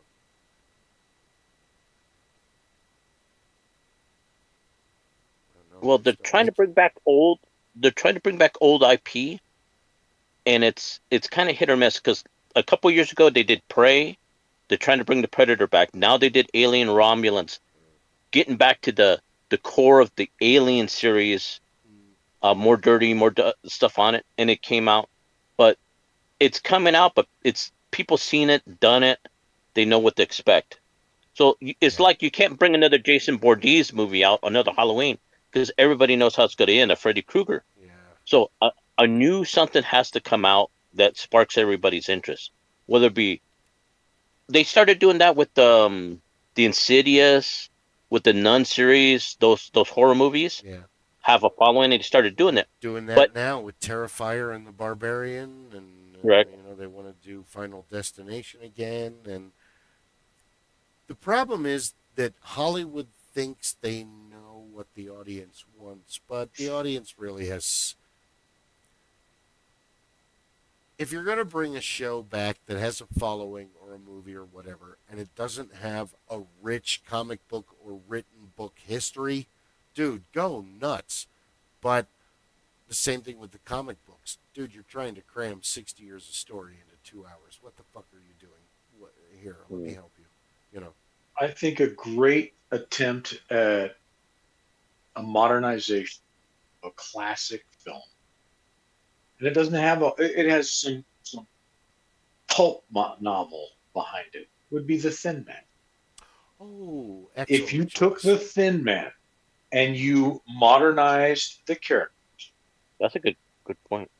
that could be a great series. But you would need some really good writers. And quite frankly, I would be looking to grab some current novel writers to pull in to help build that to build the characters out because you could really have some fun with it and you don't have to be so campy with it but you can still have the comedy and you can pull in because the Thin Man is this man who has firmly got feet planted in both sides of society, Mm, in the dregs of society and at the highest yeah. echelons. I You think could it's a easily pull in John Wick style without going to that for extreme. Nick. And you can easily have the comedy without it being the same comedy that it was in the 30s. Oh, I think the comedy is the same. I think it's only you'd have to change the nuance. Not only that, the Thin Man has the Nick and Nora have something that modern day couples in movies have lost. And they're we went from having couples go from being actually couples to being status symbols. Yeah. They're not really couples on TV or commercials anymore. They check boxes. Here's your mixed race couple. Here's your old couple. Here's your this couple. And Nick and Nora Charles. If you watch the movies from the 30s with William Powell and uh, Myrna Loy, you're going. Sorry, love Myrna Loy. Special place in my heart. They have the ultimate relationship. Yes, they're raging alcoholics, and that's part of it. But they really do love each other. She really does trust him. He really does trust her. And that's shown again and again and again and again in all the movies. There are so many scenes where uh, Nora will walk into his office and there'll be a young woman crying in his arms. And he'll give her the look like, look what I got, I'm holding on to. And she'll just she'll give him you're such a dork look, and then grab the woman out of his arm. Oh my God, tell me anything. He's incapable of having empathy. He's a walking bottle of whiskey. Just tell me what's going on. And they had I've never read any of the books, but the movies are a wonderful progression of their romance and their relationship, where even when they get into having kids and going on further, they still have this amazing connection between each other, even though they're kind of both little kids, but she's way better at hiding it because she has to deal with the upper echelon of society, where Nick deals with homeless guys and killers and dock workers. And that would be a good one. Modern writing that I have seen that would fit that for a modern hell is the second half of Angelina Jolie and Brad Pitt in Mr. and Mrs. Smith. Oh yeah. Okay. They come back when they come together and they finally recognize. At that point, holy crap, you're my enemy. God damn it. Boom, off it would run, because that's how the modern Nick and Nora would need to be played. You need to have that kind of like Moonlighting with Sybil Shepherd and Bruce Willis, which was a wonderful mix of don't let them have sex, then it's over, or Sam and Diane before they hook up, or you can't. I totally agree. That would be a good one. It's got good precedence, and the story itself will lend to. I could see how it can lend to a John Wick. I can see how it can go to upper echelons. It kind of's got Wick and Bond both together. Yeah, and the guys that I would choose off the top of my head right now, the people that I would want to be in that film, Brad Pitt, I would not want as Nick. I would want him as one of Nick's closest confidants. Oh, yeah, like his older cop buddy. That would be perfect. I would want, quite frankly, George Clooney as Nick, because George is suave. And yes, but you have to remember that Nick and Nora were not young. They were middle-aged. They're not in their 60s, 50s or 60s. But these these actors can still stand and present that position. But who I see as Nick, as I see Nick, is like Bradley Cooper, because you could see somebody that can be hard, but you could see somebody that's vulnerable at the same time. George Clooney and be kind of Bradley Cooper are both okay. We'll make two movies. He got the suaveness where they can pull it off, but he's also got that little kid vibe too. Oh my god! Okay, hold on. Yeah. We need to make the hardest decision ever. Who will we cast as Nora? Oh, shit, that would be a tough one. Dude, only Myrna Loy could pull that off, because you need to have an actress that can be drop dead serious, totally hilarious, and pull off being upper echelon, but still be at first disgusted with the dregs and then later friends with them, which is what ends up happening. They're not that bad, Nikki. No, Nori, they're just fine. What is the gal that's doing the Lasher series right now? I can't remember her name. Okay. And Melissa Ranch will play Scarlett Johansson. Actually, I think the woman that would pull it off, and I consider her like a young Anne Hathaway, is the girl that played in she was in the new Mad Max. She was Furiosa. She played in Queen's Gambit. Charlize Theron? No. She's a little bit younger, but she has that quality like Anne Hathaway. Anne Hathaway's a good one, where she's good looking. She can play. Oh yeah, she is good looking. Yeah, upper echelon. But you know that she can quirk and mix it up with the best of them. So you can have a drop gorgeous, but they have to be like the girl next door as well. So they have to have a mix with a hint at that. So Anne Hathaway is this other girl, I can't remember, but Queen's Gambit. No, too old. Okay. This one over here would play because she's played other. She played in Furiosa. She played in another movie. She's a good actress because she can change roles. Oh, damn it. Now I gotta and like I said, Anne Hathaway would be my choice, and her would be a choice of it, and I can't remember who it is. And it's a good actress. and when she plays a serious role, she can get into it. Hold on. And she's got a slow and crappy. She's got a classical beauty to her. She got a classical beauty to her, where she doesn't look like. You mean Alexandria Daddario? Alexandria Daddario is the one I was thinking of because she's in the Mayfair Witches. She's in everything. She should be in everything. She can easily play Nora. She has Myrna Loy's like bright eyes that are like soul piercing. And she has that purity. There we go. When you look at her, you see that purity. Oh, this is a pure person. But then she can play it out, and she can say, "Oh yes, I'm very pure, but I can also drink you under the table should it become necessary." Yes. Yeah. Myrna Loy can do that. Nora can do that.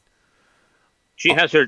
Okay, Guy. Who does she? I haven't seen Furiosa. Nora. I haven't seen any of that. Is it she young? Fury? I'm referring to like what she played like in Queen's Gambit. No. Is what I'm basing my on Furiosa, the actress that you're talking about. Who does she play in Furiosa? She plays Furiosa. Anna Taylor-Joy. Yeah. I'm looking her up. Anya Taylor-Joy or Alaya Brown? There's only one that plays her. Oh my God! I think it's Anya Taylor-Joy. I think so. Anya Taylor-Joy. Okay, you got my vote on that. She's super hot and can speak several languages and very talented. But she looks smart. She's beautiful, but she has where she looks smart and where she can game you. Yeah. So the reason why I like her is because I like how she played in Queen's Gambit.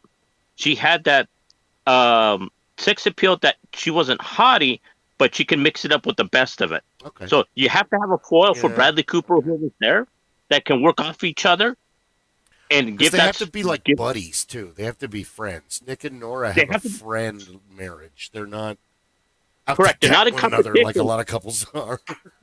But they have each other's back, and you know that she'll hide her the test in front of your face, but can smile at you at the same time. Honestly, go ahead. Sorry. So that's why I was thinking of her, and the other one would have done it would have been Anne Hathaway. Oh, she'd be great and everything. The ultimate test is the final scene of the movie, because Myrna Loy really pulls off Nora's joy at watching Nick solve a case.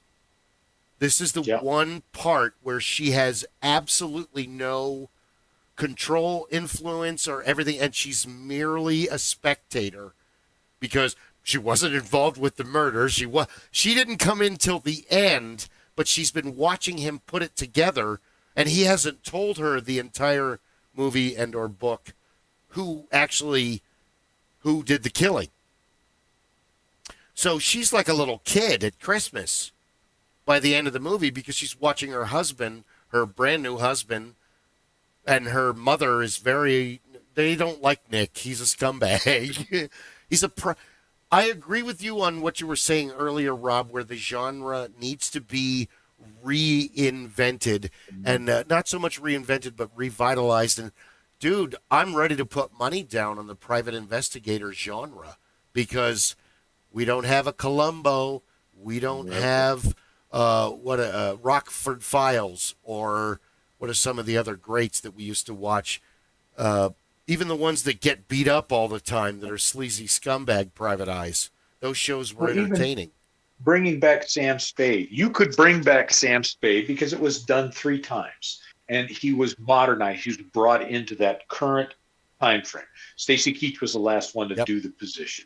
Yes, he was. And he was awesome. And it becomes very easy to bring him in and let Sam Spade, because now perfect opportunity. You bring Sam Spade back, you bring him into New York City. New York City is still full of all kinds of different things. The character still exists there.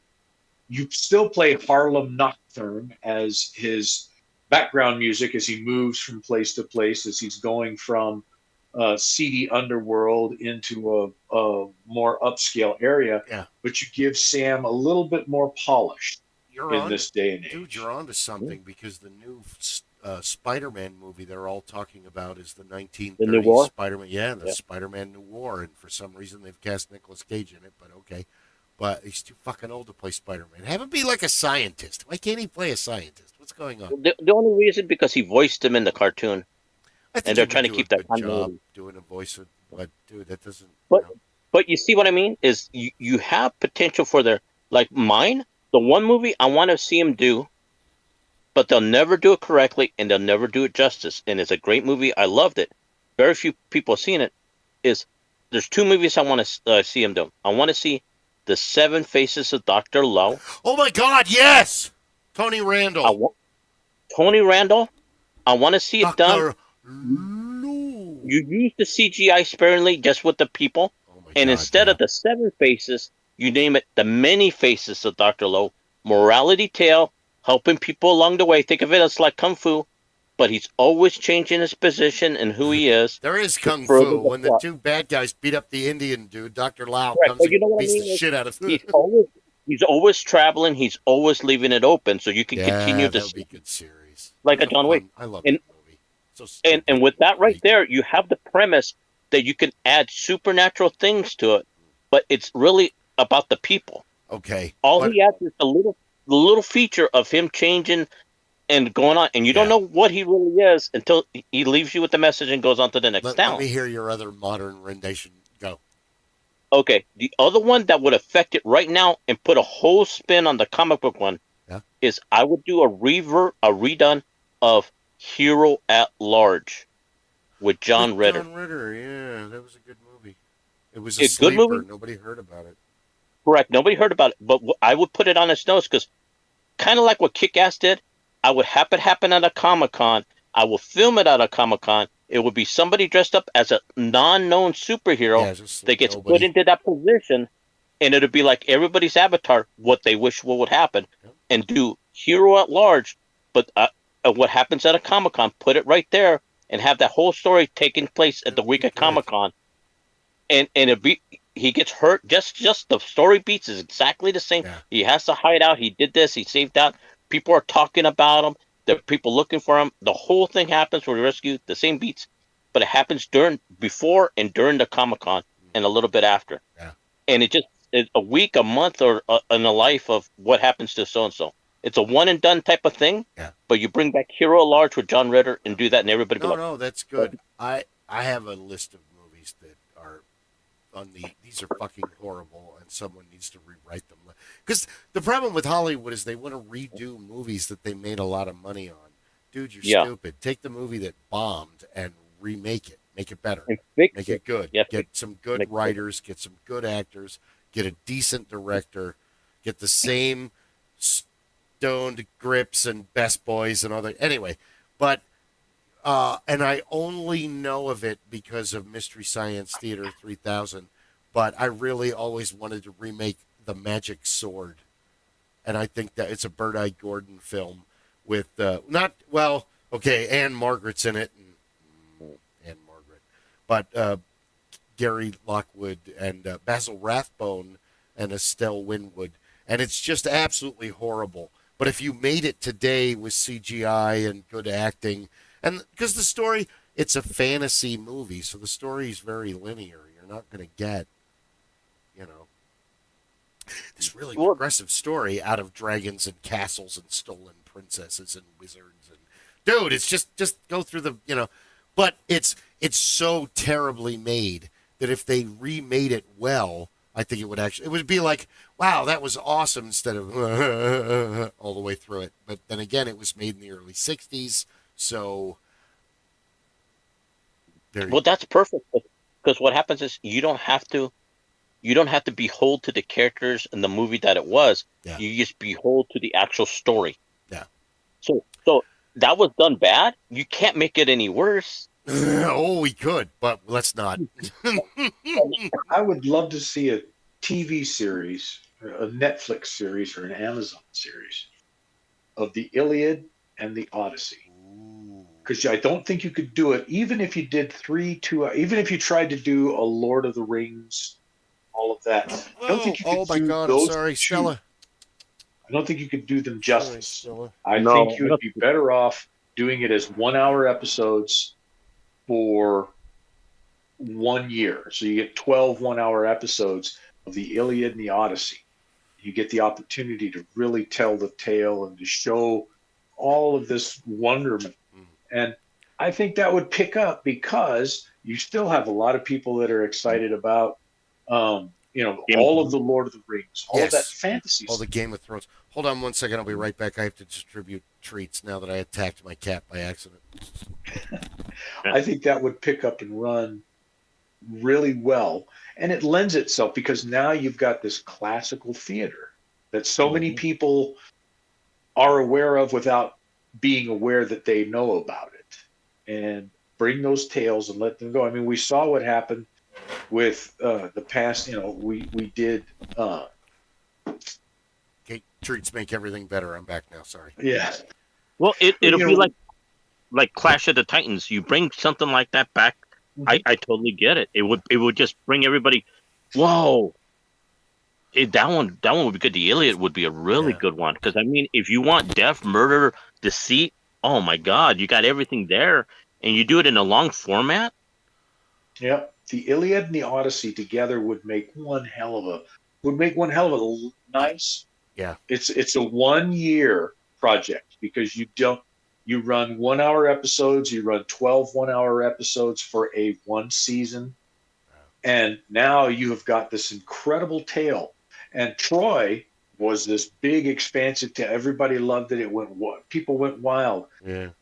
And then it fell away. But now we've got everybody. That was the precursor, and that was the opening for things like all of the Lord of the Rings and the Vikings and all of these other programs. You could totally do it. HBO's Rome series was awesome. I caught like the first 2 episodes of it. I wanted to see a lot more, but I'm poor. I would love I don't to see that.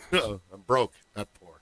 I'm not a poor person. I think that would be an extraordinary film or an extraordinary project because you can't do it again. People don't want to sit through unless it's an amazing film. People don't want to sit for 2 hours. I think the latest I had heard was about an hour and 40 minutes is the max that most people are willing to sit and have been willing to sit for decades. Those are quitters. Your movie's got to be 3 hours. Because we don't have, if we had the original CinemaScope theaters and the Sense-Around theaters, and the reason I talk about that is only because that technology has already been surpassed with what we have. IMAX and all that other shit. The fact that those theaters were the ultimate destination. It wasn't the fact that you had 5 screens or now 15 screens. It was the fact that people wanted to be in that theater because it was an immersive experience. It was special. Yeah. And IMAX proved that you could do that.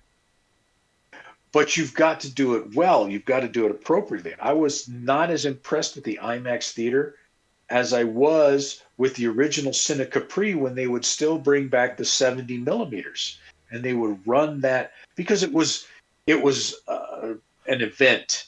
To go there was an event, and it was something special. And they played it to the max. You closed the curtain. Yeah. And then you played the music. And the ushers came down and spoke to you before the film. And then they opened the screen and they would play all of the previews and all the rest of that. And then they would close the screen or close the curtain and then open the curtain to its full width. And everyone would get excited because now you were looking at this expansive production. So it was something. Yeah. I miss the Cine Capri. I really do. Well, it still exists. They just moved it, and it's totally it's up different here now. Yeah, it's not the same, and it's just going back to what Rob is. It was an event because some of the movies that you've seen at the Cine Capri, it's the same movie that you see now, but there was that you wanted to be seen in it, and you wanted to go. It was an event. It was an event because as you were waiting and so forth on it, and they come up, and I remember the ushers coming in and feature presentation and the red curtains moving up, and When you said that, Rob, it just clicked back and I went, oh, some of the movies I saw there when I was younger and was like in awe of the magnitude of it. In scale, the theater seemed a lot bigger than what it actually was. Dude, Empire Strikes Back was I saw quite a few movies at Cine Capri. Nothing. That was the first one. That was we were 8 years old, something like that, 1980. Yeah. Hoth was real, especially living on Tatooine here in Phoenix. Oh yeah. The Orpheum Theater downtown was the precursor to the Cine Capri, and it was that same idea. It was they had a stage because they could do some live performances, but that was the movie house, and that movie house still has the balcony. Yes. And all the rest of it. And that is an experience. The theaters are more interested today in getting as many people in the building and out of the building as quickly as possible within this control. Instead of the experience. They've tried the dinner theaters, and some of them have done well. Some of them have fallen by the wayside. But I think that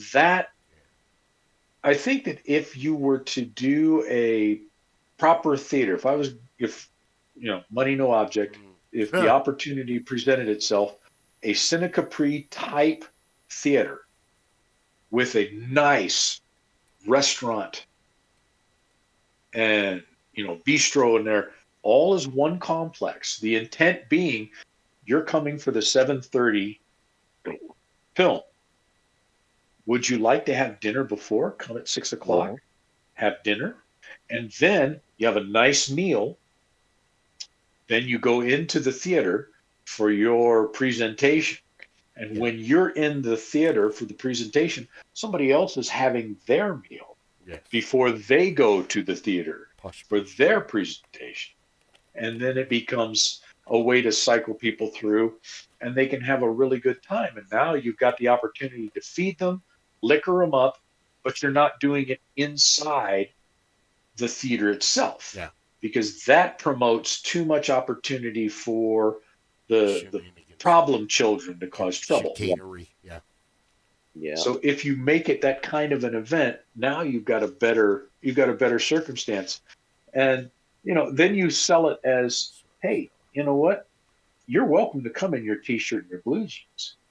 But what do you think? It might be interesting if you were dressed in a suit and the lady that was accompanying you was wearing a nice ensemble, and the two of you come, and this is a nice formal event, and all of our ushers are dressed well, and our ticket takers are dressed well, and you go to our snack bar, and our snack bar popcorn is not $50 for a 4-ounce bucket, and our my snack bar attendants are dressed well spoken.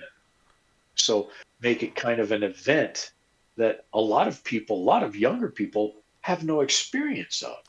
Many people haven't been to live theater, so they haven't seen that. Or if they have, they've been to more community theater. And many people have never been to the opera or a proper symphony or anything like that, where they've gone and had the opportunity to see people showing up dressed, some in their finest, to come and partake in this event. I think it would be rather interesting to see. I think it would take off for a time, and it could carry over for a good decade as people pick up and younger folks do like we did as we watched the Cine Capri in its final throes. We watched it and we said, that's what I want to do. I want to go there for that. You're on to something, Robert, that was lost in theater a long time ago, because it was an event to be seen, to go to talk. Because I remember back when with the Cine Capri, people would talk to other people before the movie, before the presentation, during the little thing on, and they would sit and talk, and they would talk a little bit after the movie as they were leaving the movie. So it wasn't just watch the movie, everybody, oh, we got to get out and clean. It was a little bit of an event because there was a little bit more time between showings. And people sat through the credits They wanted to see the end credits. The end of it. And it wasn't just those of us who were geeks because we knew there might be an Easter egg at the end or there was something interesting. Warner Brothers cartoon. No, but they were movies that had little end credits even before Marvel started doing theirs. Was way before then, so you get to see them every once in a while, but it was only few and far between. But Ferris Bueller, Cannonball Run. Cannonball Run, yeah. See, that would be, there you go, the Thin Man. You do the Thin Man, you present it at the finest theater in each of your markets with that idea. You pay if you have to. Yeah, you pay people to come to show dressed up. nice. And dressed nice in suits and their dresses and whatnot, and they come for the evening. And you have in your credits, you have good, very nice music, as fine a music in the credits as you have through the film. And then at the end, you have Nick and Nora standing there thanking everyone for coming, and we appreciate it. Dude, we're on to something because swing had a revival, swing came back in the 90s. And I really think that was due to not just Kevin Costner's The Untouchables, but there were a couple other.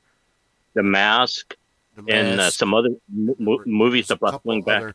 Besides the Cotton Club and Harlem Nights, there was another one that was. Because even popular music is enjoying things like Michael Bublé and folks like that are making popular music that's showing up, and a younger generation understands and hears it. Now it's not as popular as some of the pop music and the rap music and things like that. But Taylor Swift is doing songs that are more of that style than the truly pure pop. Lady Gaga is working on that kind of thing. You've got a lot of pop acts that are bringing that kind of music back.